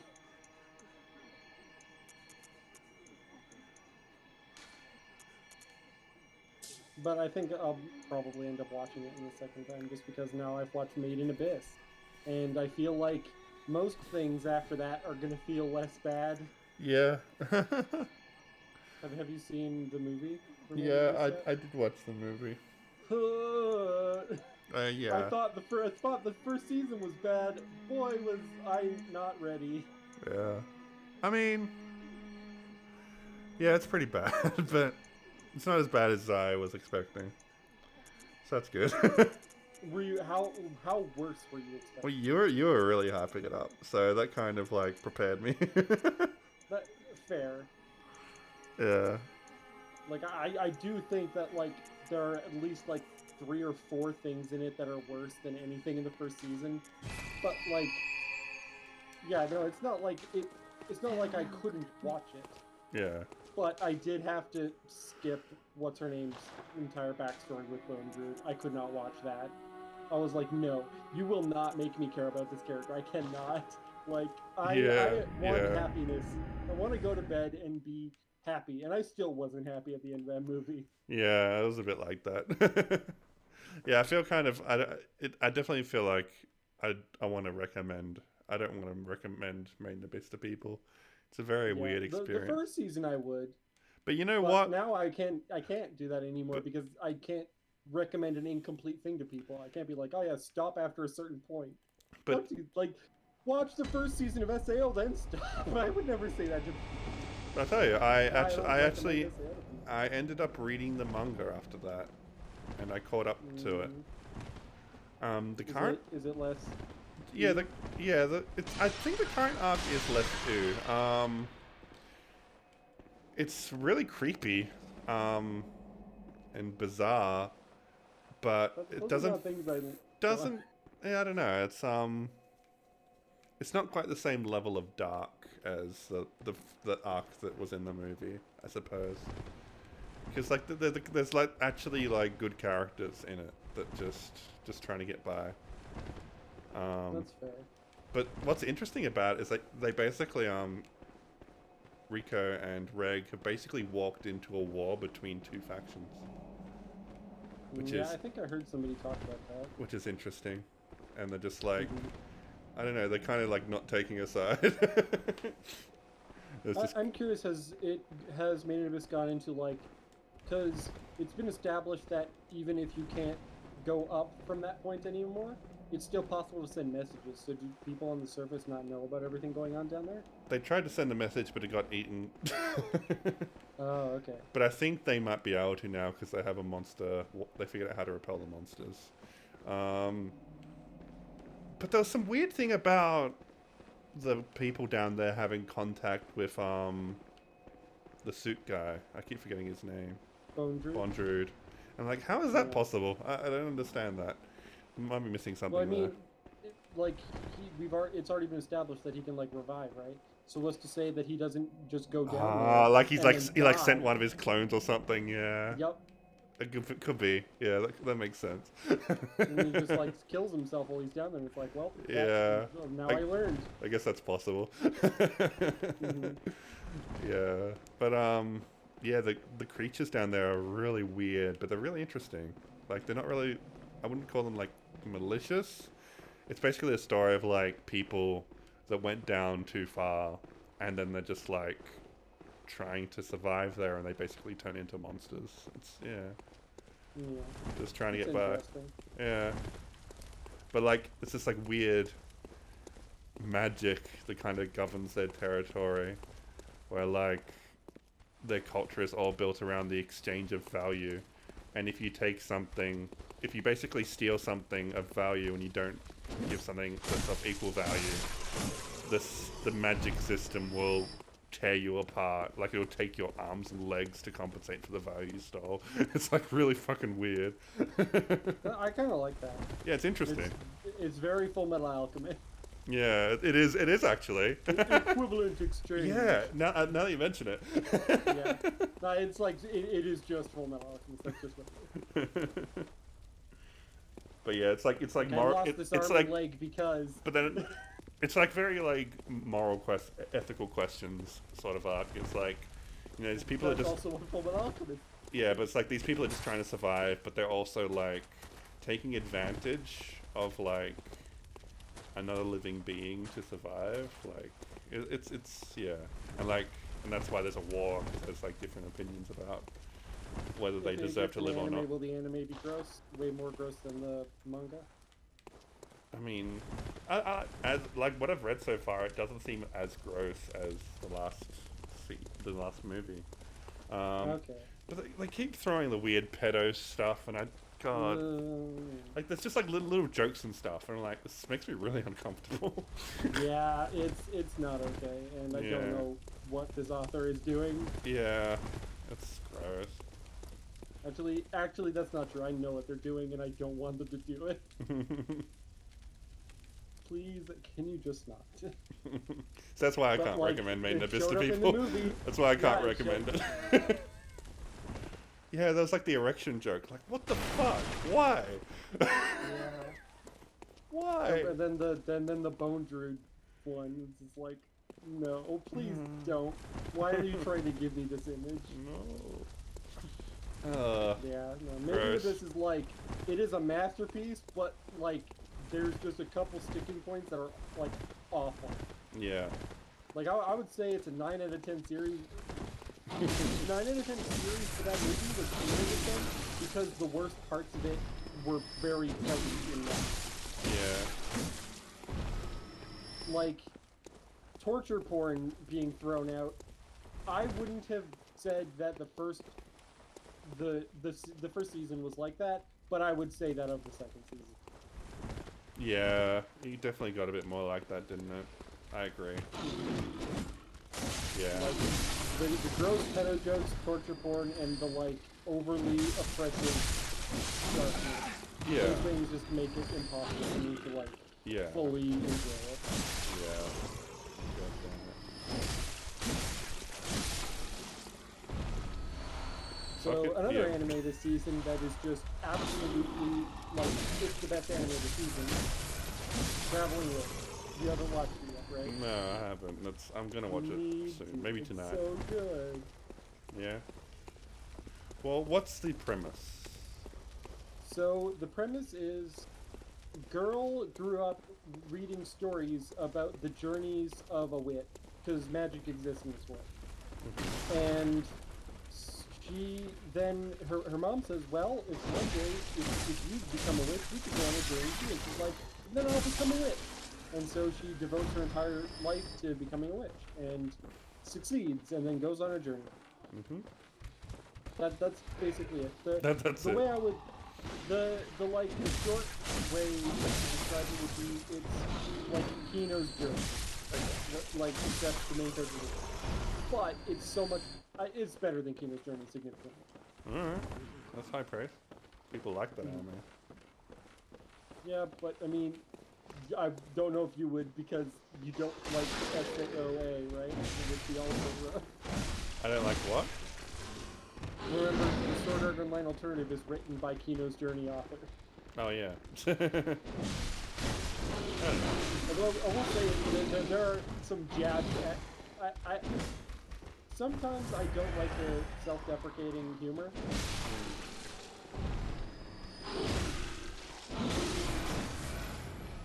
Yeah. Sorry, I was just waiting for you to finish the fight. Finished it. Pretty true. But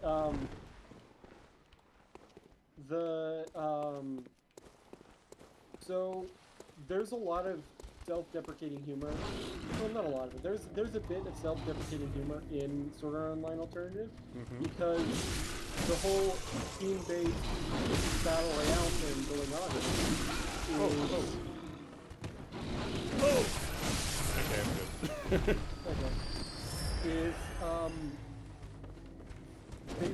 is the premise of it is, well, there was a guy who watched the Bullet of Bullets tournament and was like, hey, well, I want to see this team battle, and he's apparently a novelist.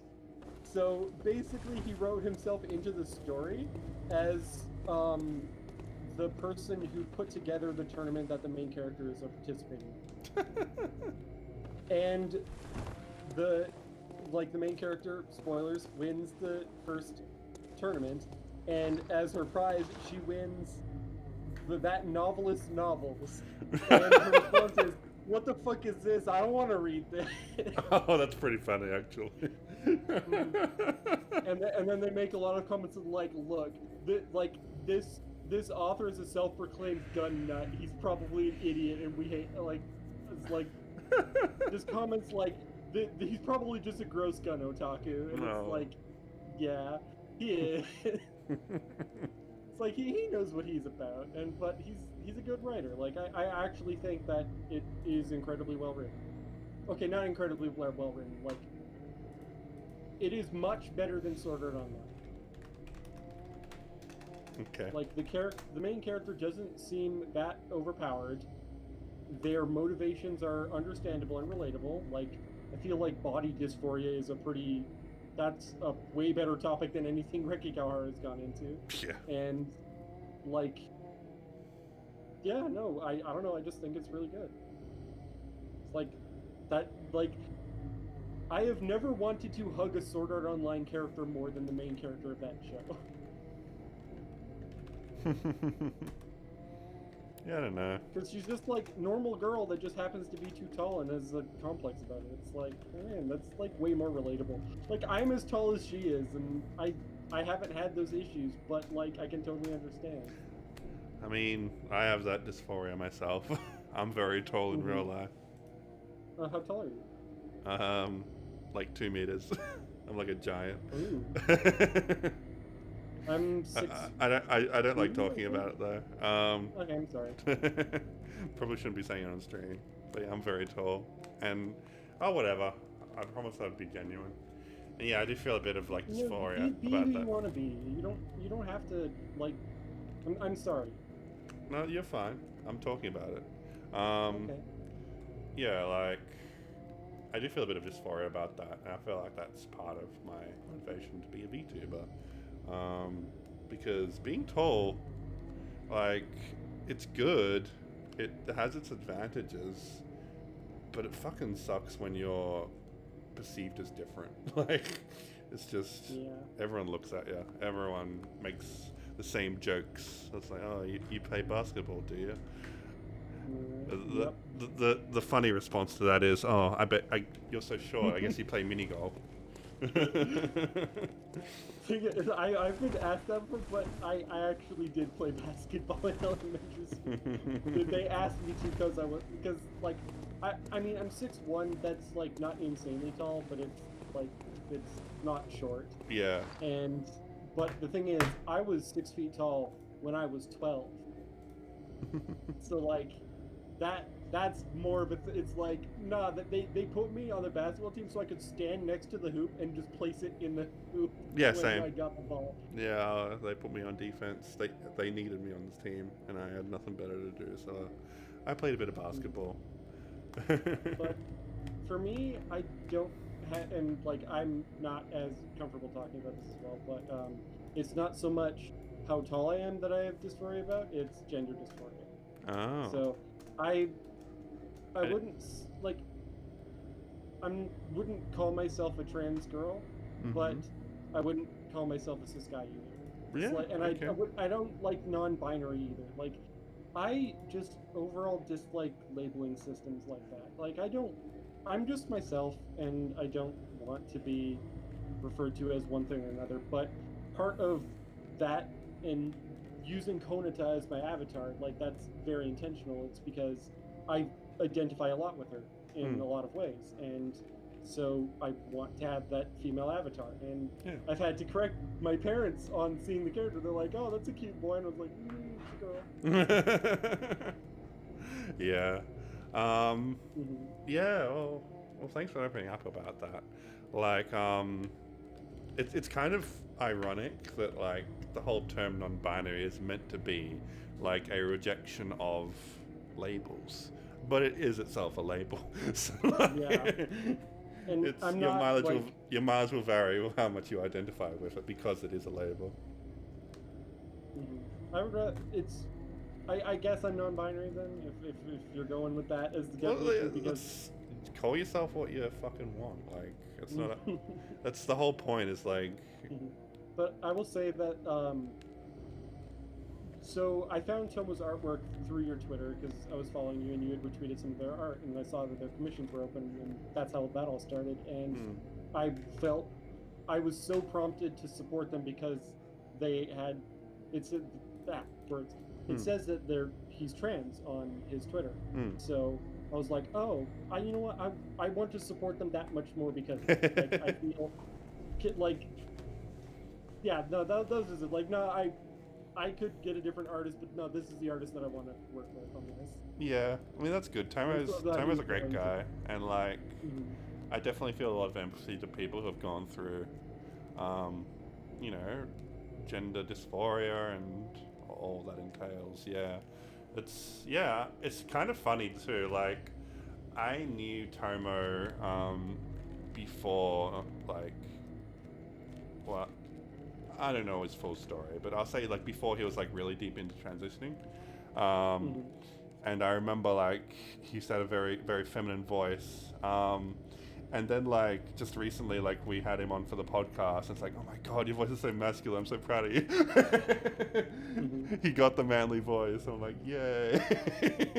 I don't know, like no, obviously like it's important to be sensitive about this kind of thing because it's not something you want to, you don't want people to think that like to pass and like have other people's approval you need to have a certain kind of voice, because I don't believe that at all. But still, like when I see somebody has gone through the effort to change themselves and it's shown real tangible results, I want to congratulate them. Like, that's awesome. It's inspiring. Yeah. And so going back on previous topic because it's tangentially related. So I mentioned Jacob Chapman. Well, Jesu Otaku is also a trans man, and while he was doing Jesu Otaku, it was she. So that's where I remember. Were they on That Guy with the Glasses? Yes. Yeah, that's how I know them. They apparently they dealt with a lot of shit there. I don't doubt it. Yeah. He's a horrible person, it turns out. Fucking, what's his name? I have such a cursed. I hope it's deleted, but at the same time, I hope it's not, because I have a picture of myself at a convention because I had. I got a picture with Doug Walker Doug Walker. and Vic Mignogna and Todd Habercorn all in one shot. The trifecta. It's so fucking cursed. I had no idea. I knew nothing Sorry. about them. Okay, Edward Elric is a cool character. Yeah, And yeah. Nostalgia Critic is a good Yeah. reviewer. That was all of us. We didn't know. Holy shit, do I now know? That's such a cursed picture. It's really funny in hindsight. I'm sorry for laughing. I just think that's No, you're hilarious. fine. I laugh at myself just because I it just slowly. This All one you picture's like, need, oh. all you need is Yeah. Notch to complete it. I'm glad I've never met him. I hope I never meet him. Or J.K. Rowling. Throw J.K. Rowling. Yeah. The milkshake duck squadron. People that I don't ever want to talk to. That gave me a good laugh. And I've kind of paused the game because I'm trying to figure out where the fuck I'm going. Oh, Eleanor's in chat. Hey. Elena? That's a good question. Eleanor Elena or Alina? Eleanor or Alina? Which one of us is saying it right?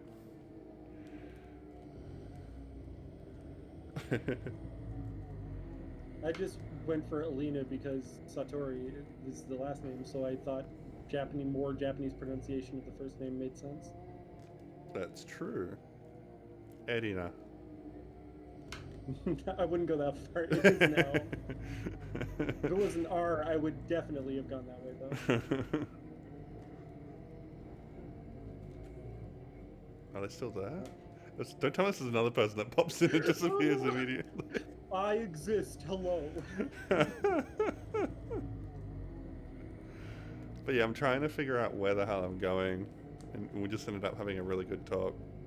There they are. Usually the first one, but also both are fine. They're really Which is the first one? Yeah, which one is the first one? So I say Eleanor, Lobo says Alina. Which one of us is right? Correctest. Eleanor. Okay. Yep. Eleanor confirm. Yeah. Welcome to the stream. This has been a great stream. I'm so happy with this one. I've had fun with Bloodborne. We've chatted about anime. We had a great discussion about Sword Art Online. It was actually really good. Wow, great discussion of Sword Art Online. What? Yeah. You were scared that I was going to be suddenly a rabid Sword Art Online fan. I knew Well, it. no, it's hard to talk about it with some people, but you ended up being a really good conversation partner. It's something I'm passionate about talking about. It's because look, I see both sides, and I'm clearly fall on the I love Sword Art Online side, but things that the Sword Art Online fans say, I'm you guys are awful, and then the people that complain about Sword Art Online, I'm you guys don't get it. It's I don't know. Both is hard. Yeah. And we ended up. But talking generally, all the sorts of people shit. who don't like Sword Art Online are correct. I like it for reasons that I know are bad, but I also don't hate it. Yeah. Yeah. It was a good conversation. You should go listen to the pod. But yeah, I need to focus and figure out where the fuck I'm going. I start bringing you down as there is a note. Ring this note, then ring your beckoning bell. Summon Alfred. Yeah, I did that. Then what? So then I go to Healing Church Workshop. That's a cool name. The That's Healing. a cool way to get a name. This is what Elena is saying. Because I picked my name based on the name L, I didn't want L itself, since that's the same as the letter pronunciation wise. Oh right, yeah. It's have I talked about Sophilaudia? I think I have. Do I need to talk about it again? Go for it. So Sophilaudia is an amalgamation of a bunch of different things. It was originally we're kind of playing with the idea of the Tawari magic name. It's you come up with a name that's based around your ideology and what you value most. and that's where I came up with philautia, which is a Latin word for self-love, which is something I really believe in. Like, I think our society shuns self-love way too much as a negative thing, and I think it's like can be a really positive force, and even a force to do good in the world. Like, helping people feels good, and that's a totally justified reason to help others. Anyway, that's the whole philosophy talk, but I really identify with that. And then also, like, Sophie, like, I guess I like that word because it's kind of like wisdom in... Wait, I said Latin. I meant Greek. Philautia is Greek. What, not Latin? What am I saying? Philautia is Greek, and so is... Greek land. It's all generically Gerber, whatever. Shut up! I'm embarrassed. It's Greek, and yeah, Soph is like, wisdom, and then I put them together. It's like the wisdom of self-interest. I put it. That's super cool. Yeah, and then also I just really like the name Sophia. Like, I always thought, like, if I ever have a daughter or if I ever transitioned into a woman, I'd probably take the name Sophia. And then it's like, fuck it. It ended up working really well because, like, Sophia is like, it's not specifically Sophia. It's not specifically a girl's name. It's a shortened version of Sophilautia. So it has a more like gender neutral feel to it, and that's kind of what I was going for. But it's also like, it's kind of cute. So it ended up fitting like all those purposes really well, and it's like, wow, what a great name. There's a lot of thought put into it. So are you ready for the thrilling story where Lobo Kendo comes from? Yeah. Okay, let me get really close to the microphone for this, just a second. So in Digimon Adventure, or not Digimon Adventure, sorry, Digimon Frontier, the 4th season of Digimon, Lobomon uses the attack Lobo Kendo. And it sounds cool. That's it. That's valid. Just 15 years ago, I watched that, and I was playing my first MMORPG, and I was like, Lobo Kendo is a cool sounding name. That's my name now. I mean, I've gone through a lot of different names over the years, trying to find one that sticks, and some stick for longer than others. Who I knew you most as. Yeah, I used to be a Spidey for a long time, and I did like that name. The only reason I really distanced from it is because I'm like trying to rebrand myself from what I was before. I don't have anything against the name. I think that was a really good name. Just to aspire to better things, basically. Before that, though, I used to go by the name AZSXDC. Wait, how does that read? It reads AZSXDC. And that's how it's pronounced, and that's how it's spelled. And they're just like, why is it AZSXDC? And it's just like, it's a zigzag on the keyboard. It's like, oh. That's it. Oh yeah, it is. I didn't realize it. That's good. It's easy to type. So I had a really simple nickname back in, like, that was my first one that I really attached to when I was younger. For me, I've had like a lot of, for me it's like I always kept coming back to Lobo. It was just like, well, I could go with the different name of this character or this one, and I've like had lots of different ones, but I just kept coming back. It's like, no, I like this name, and then I just started, because when growing up, I basically had no internet or like dial-up, so I was not interacting with people online at all. And then I started interacting with people, and Lobo just kind of stuck. It was my main character in World of Warcraft, and then my World of Warcraft guild migrated to League of Legends, and then I tried to get that name there, and I couldn't. So I just, I think I went, it was Lobo Kendo with zeros is what I had in League of Legends for a while, because they're all summoner names are unique. Alan's just like, AYXSDC, alright, the weird German keyboard. So apparently the German QWERTY keyboard has it's a quartz keyboard. Quartz, yeah. That's really funny. That would take so much getting used to. Yeah, wow. I didn't know it was a thing. That would be like so annoying, like if you had to switch. Also, I think this is the door it wanted me to go to. Oh. Yeah, this looks good. Like, how would you know? How the fuck would you know to come here? By the way, there's a secret. There's a secret on this elevator. I remember. Up there it was. I saw it go by. What? Oh. Yep, elevator has a Oh, secret. I see it. Sorry if that spoils. Wait. I meant to do that.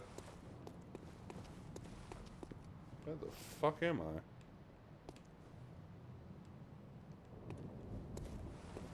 Where am I? Is this? This feels familiar.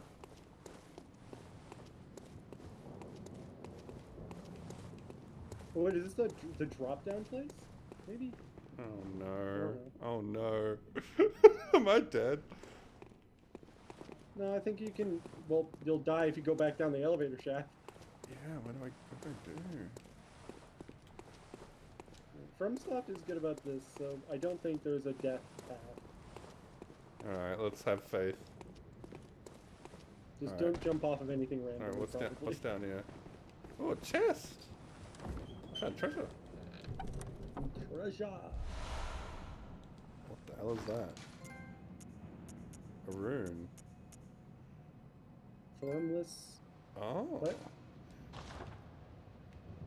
One of the higher quicksilver bullet max.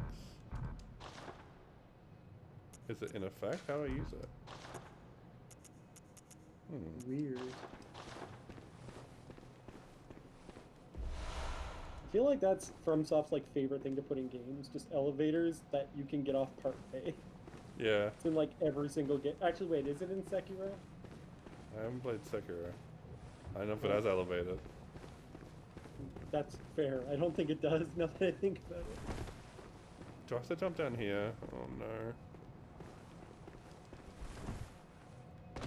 Oh well, I survived. That's fine. There's a lantern right here.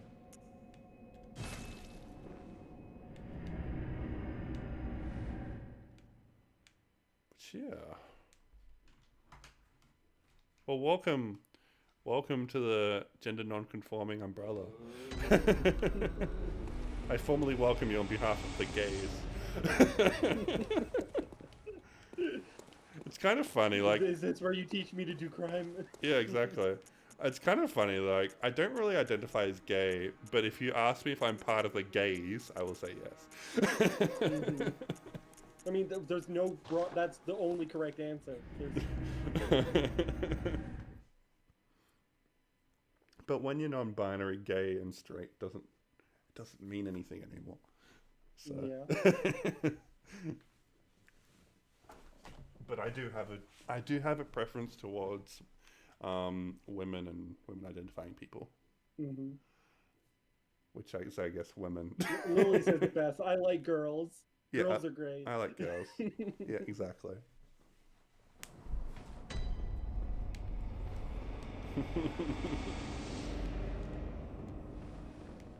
So what's Floorman doing? Ah, the hunter. This here is a safe place, but next time, if you find any sane survivors, tell them there's nothing to fear here.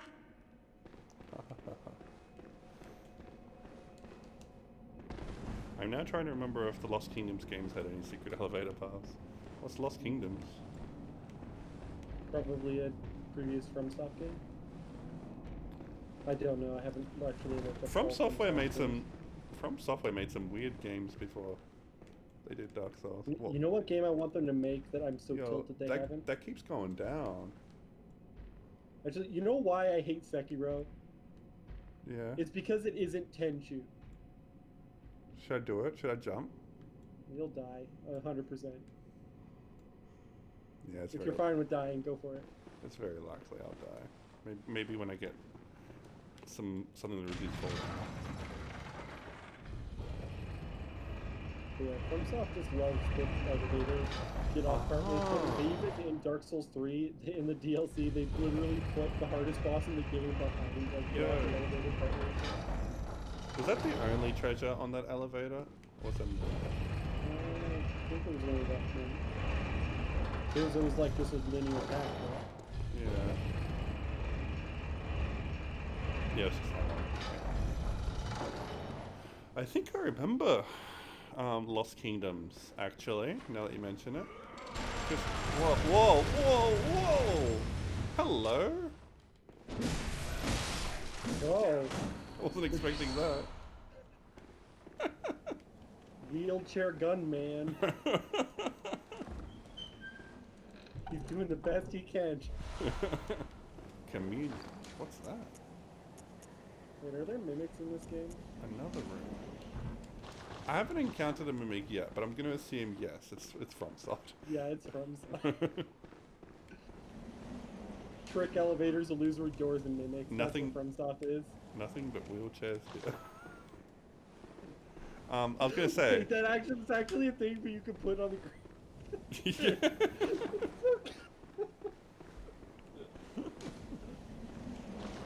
Some of the FromSoft messaging systems are just hilarious. I just love that you can make dumb messages sometimes. I love video games that give you limited communication options because it always leads to funny shit like that.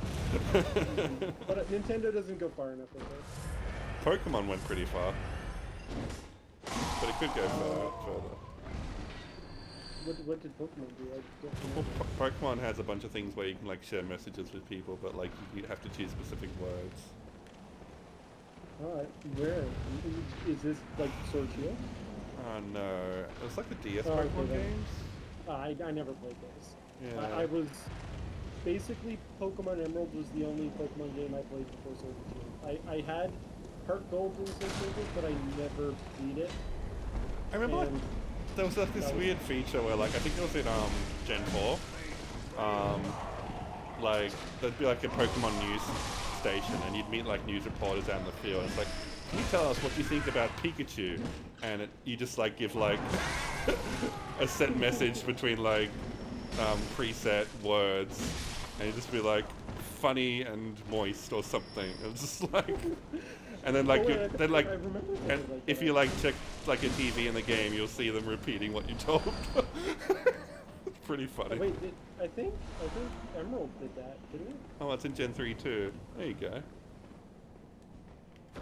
Yeah, I always found that stuff funny. And then you would get those messages, I think. Yeah, there's lots of games. You should attack chests before you open them, I think. I probably You should. lose nothing, but like it's FromSoft. You're just gonna die randomly at some point. Yeah, you're probably right. If you connect to your TBAs via link cable, you could then also see news shows from the person you link to. Yeah. Yeah. Pokemon always has weird and features then like that there's- that nobody uses. And then there was also if you make a secret base somewhere, if you have to link those people and share cards, their secret base will appear in your world and you can go visit them and battle them. I loved that. That was so cool. Yeah. I know there's some Nintendo games, I can't remember which, but I thought they'll give you like online profiles where you like choose like from preset words. And they can be really fun. I guess Monster Hunter does that too, actually. Dark Souls, I think, is the best though. There's just so many silly. Oh yeah, because they're everywhere. They're in the world. Just a second. Let me see if I can find. So as a joke, I was watching a streamer stream Dark Souls 3, Ooh, whoa. and That's not how guns work. That shot like diagonally out of his gun.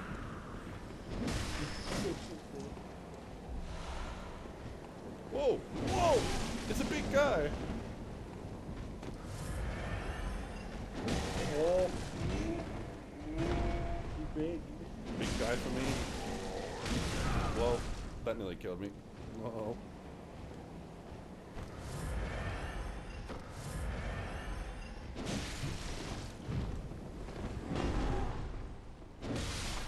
Got him.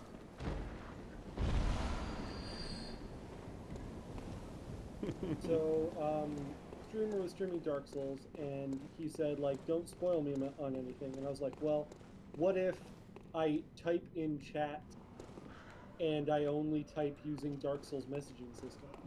Like, what if all my chat messages in Twitch chat are Dark Souls messages? Yo! That's like the best idea. Could someone like make a special Twitch chat that only uses like Dark Souls messaging. Holy shit.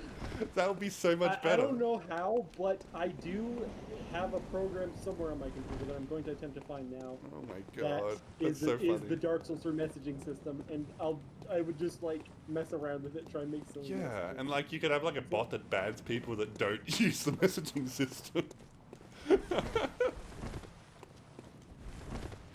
or like at least like, you know, kick, temporarily bans them. That'd be so funny. It'd be like that'd like be like make Twitch chat like 10 times more fun. Okay, I found a website for it, so let's see if I can make some funny things. Okay.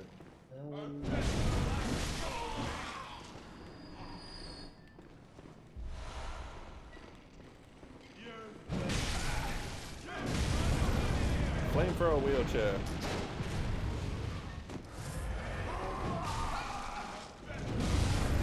Whoa.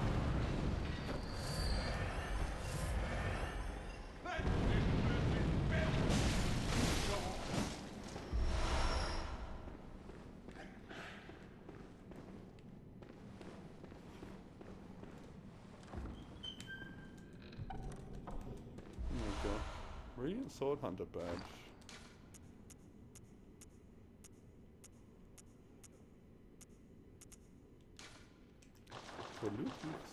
Okay, here's an awful one that I just made. Okay, let's see how this reads. Huh, it's a spouse. Therefore, could this be a dead end? It's a what? Huh, it's a spouse. A spouse? Therefore, could this be a dead end? What the fuck? Okay, let me try to make another one. Doors love. Haha, vase go boom.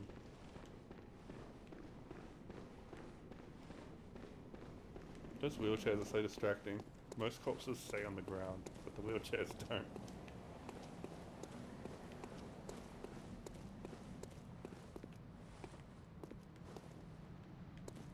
Where am I meant to go?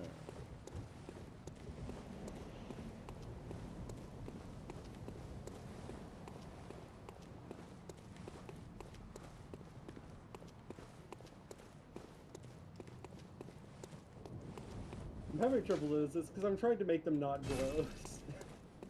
There's a lot of gross ones you can make. Like, people just like put the words butt and hole together. Yeah.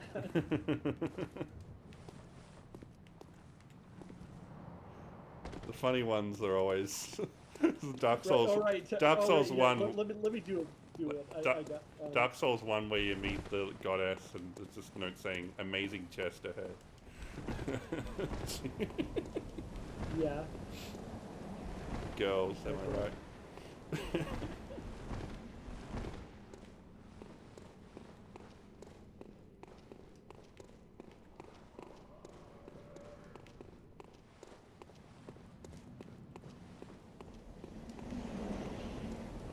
You can hear the wind. That's cool.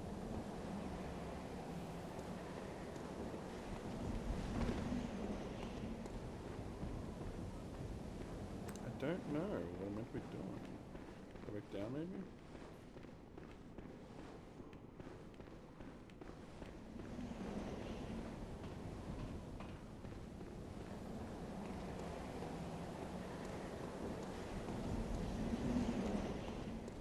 Maybe I missed something. Oh, this is okay. I think this is a wrong. This is Dark Souls, not Dark Souls 3. So that was actually. I was wondering because I couldn't find butt. Mm-hmm.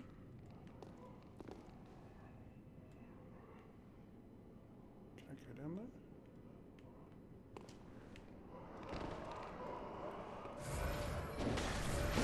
What is that noise?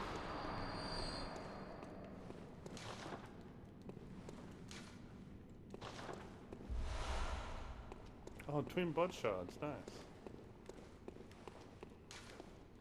Time for hidden path. Take a step forward. Okay, I think I found the die. file for this. You've come to the right place. Alright. I'm gonna like fall down. Yeah, put down here. Okay. Ah, yes, this is the exact program I was using for. Okay, I got this.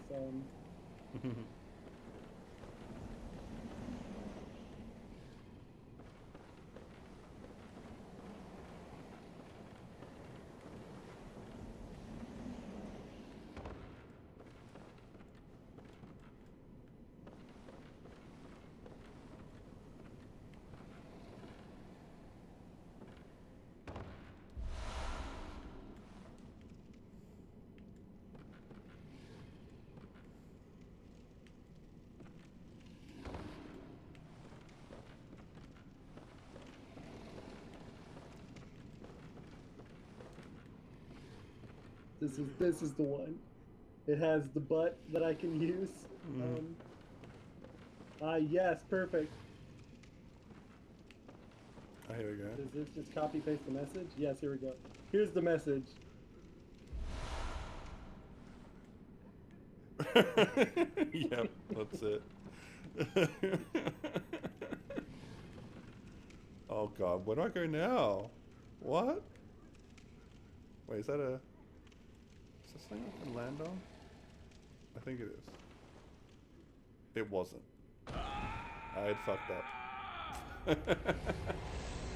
Oh well.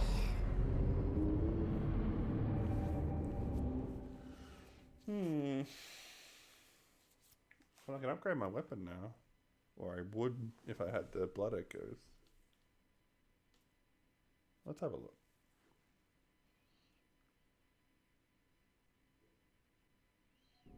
It's nearly 4 hours. Keep playing for a bit longer.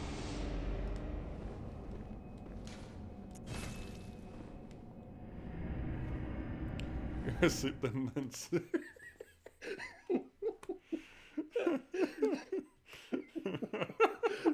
It's so good, but it's so bad, and I love it. I love it. Hey, the dog's coming.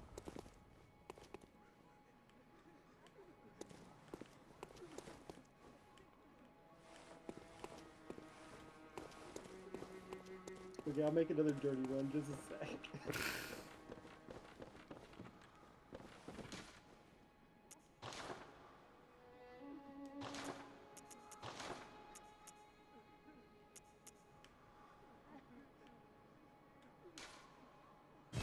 I need more twin blood thing cards anyway.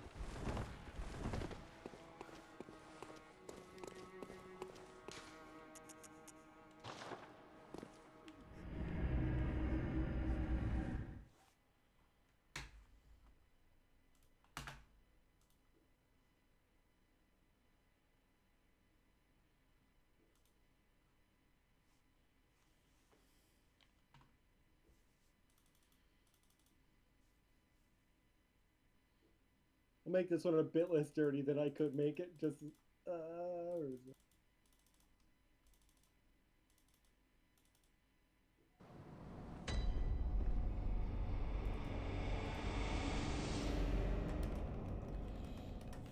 There's those ones that are everywhere. Could this be a queen? Therefore try chess. Yeah.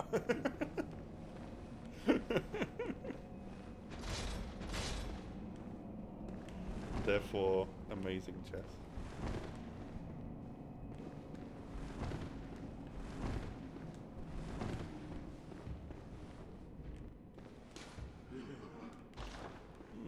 My neck is starting to hurt a little bit.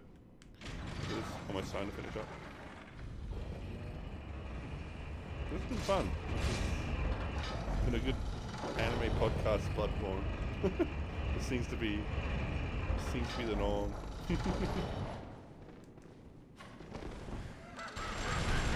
But yeah, like, we haven't really talked about it yet, but the new Higurashi anime is fucking incredible. I'm like, I'm so on board with it now. Like, first episode I was like a little bit anxious. Second I was excited, but still a little anxious. Now I'm just excited. Message, and then phrases are in... Whoa, whoa,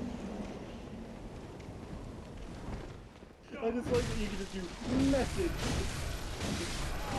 Because, like, what the latest episode of Higurashi Go did, if you watch it without paying much attention, it's just Onikakushi. There's nothing different about it.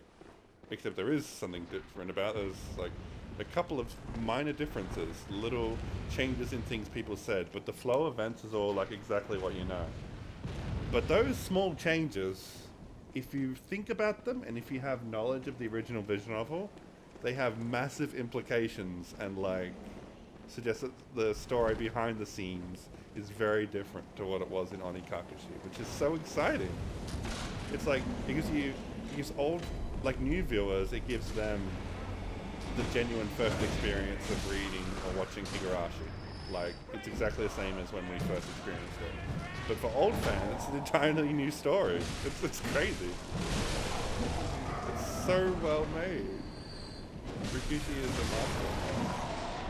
Yeah. I said a similar thing about the, and this is obviously super contentious, but the Danganronpa 3 anime adaptation. Well, not adaptation, the Danganronpa 3 anime. Because I wouldn't say it's going as well as Higurashi, but it was doing a very weird and interesting thing with the whole, it had two concurrently airing seasons of anime. Yeah. One that was the future, one that was the past, and they thematically tied into each other, so the correct way to watch those anime is actually to watch 1, 2, 2, 3, 4, 4, Yeah. not all of them and all the others. Yeah, watch it in broadcast order. Mm-hmm. And it's a super, like, it's, at least with that way, it's super duper good, because... Yeah, you know what? I'm with you. I liked the Danganronpa 3 anime a lot. I thought it was really, really well made. Because it was like anime original. It wasn't just an adaptation of the first season. Yeah. People like Danganronpa fans don't like the first anime, and they don't like the third one for different reasons. But as far as like the intent behind how cool it actually is, I thought it was... Oh no! What the fuck just happened? Where am I? Oh. Oh wow, lucky landing. Watch the guy jump down to you or go around. That's funny. But yeah, like, I don't get the hate boner for that anime, really. It's not perfect, but I thought it was really good. It even had a unique mystery, and it was, like, solvable in an anime. Like, it's usually when you have, like the first Danganronpa anime, like, the mystery was barely there. Like, you couldn't really follow it. But, like, the anime was designed to be a solvable mystery. Like, and it was. Like, I had friends that were, like, working on it. I didn't solve it. But I had friends that were, like, piecing it together, and they managed to, like, figure it out before, like, the final reveal happened. Like, damn. That's really cool. And it did require knowledge of, and then the final episode was just like, yay, like, I was happy. Yeah. Give these kids a happy ending. Please. Yeah, exactly. But, like, what was interesting is that for the mystery of, By the way, the band person oh my god. Sorry, I need to kill these people. Interesting thing about Future Arc is to solve the mystery in it, you had to be watching the Despair arc at the same time. Like, if you only watch one, you won't get the full picture, and you will miss the clues needed to solve the mystery, which is really crazy. But on top of that, and like that is really cool. But for me, the cool part was the fact that each episode thematically tied into each other. Yeah. Because like, how fucking that is cool! So, yeah. What a cool idea. It deserves more praise than it gets. Okay, am I just not allowed to go here yet? What the hell? I thought this was meant to be. I need to check my walkthrough again. But this might just be the good time to end the stream, I think. I hear footsteps crunching. Maybe there's somewhere I can jump down. I don't know. Geronimo. Fine. I'm trying to make another meme message, but You get one more before I finish this stream. okay. But I gotta. I'm trying to find. Whoa! Whoa! particular- No! What? Well. Oh. Lucky that elevator doesn't go down a little bit faster.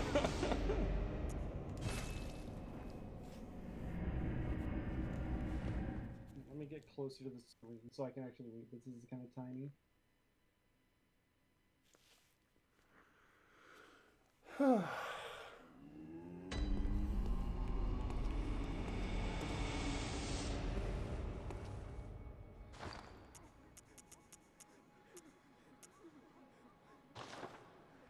There we go. And I'm sure you've seen this one, but I just like it's so hilarious. I love these. It's short time for two. Jesus. Oh my god. I love that. I'm glad I found this again. This is just memes. Maybe my way of saying hi will be I just put a Dark Souls 3 message in your chat to say hi. Yeah, you should. We should make that a tradition for the channel. Sure, I'll do that. That'd be Here, so just good. a sec. I'll send you the thingy I'm using. Yes, please do.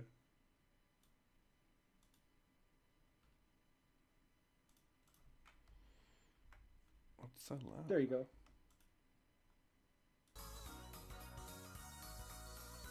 Yeah, there's some really great messages you can make with this. It's too loud. There we go. Okay. So, thank you everybody for joining this stream. It's been a really fun one. Definitely, this is going to be good to go back and watch the VOD. Just me and Lobo having a great conversation about internet personalities, anime, gender dysphoria, and memes. It's been good. It's been very fun. And what's exciting is that this might be my last stream without having my own VTuber avatar. So it's very likely that next stream I'll have my own custom avatar. So look forward to that. It ended up costing me $95, so I put the donation goal at the top of the screen. So if you can help me fund that, like any support is appreciated. It's just like $1. But yeah, thank you for joining, Lover. It's been a lot of fun. Then I go put another message in for the stream. Praise a friend in short time for deep. Deep what? Deep conversation. Oh. Wait, is there a better word I could put in there? Music.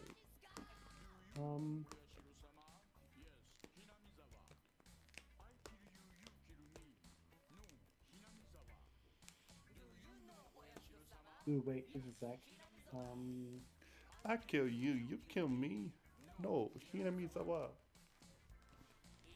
Wait, is sword sword literally not a word? It has. Okay, Lobo, I need to end the stream. I'm sorry. Okay, Praise the friend, in short, be wary of weapon. if that was sword, then it was like Sword Art Online. Ah. but- Some of these take some thinking. Alright, well, thank you everyone for joining, and yeah, look forward to the next stream where I'll be showing off my new avatar. Very exciting. I don't know what I'm streaming next. I think we're probably going to stream... Actually, yeah.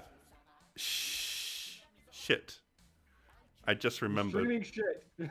Yeah, that's really bad. I just remembered that, like, we have Fall Guys, but I haven't announced the final time for that, and I'm really cutting it close to the deadline. Oh, man, I should have done that before I started streaming. Bull. There's a good chance we're going to be streaming Fall Guys. If not tomorrow, then Sunday. So look forward to that. I'll put it on the calendar pretty soon once I finalize the time. Yeah, so that'll be all for me. Thank you once again, everybody, and I will see you later. Bye-bye. Peace.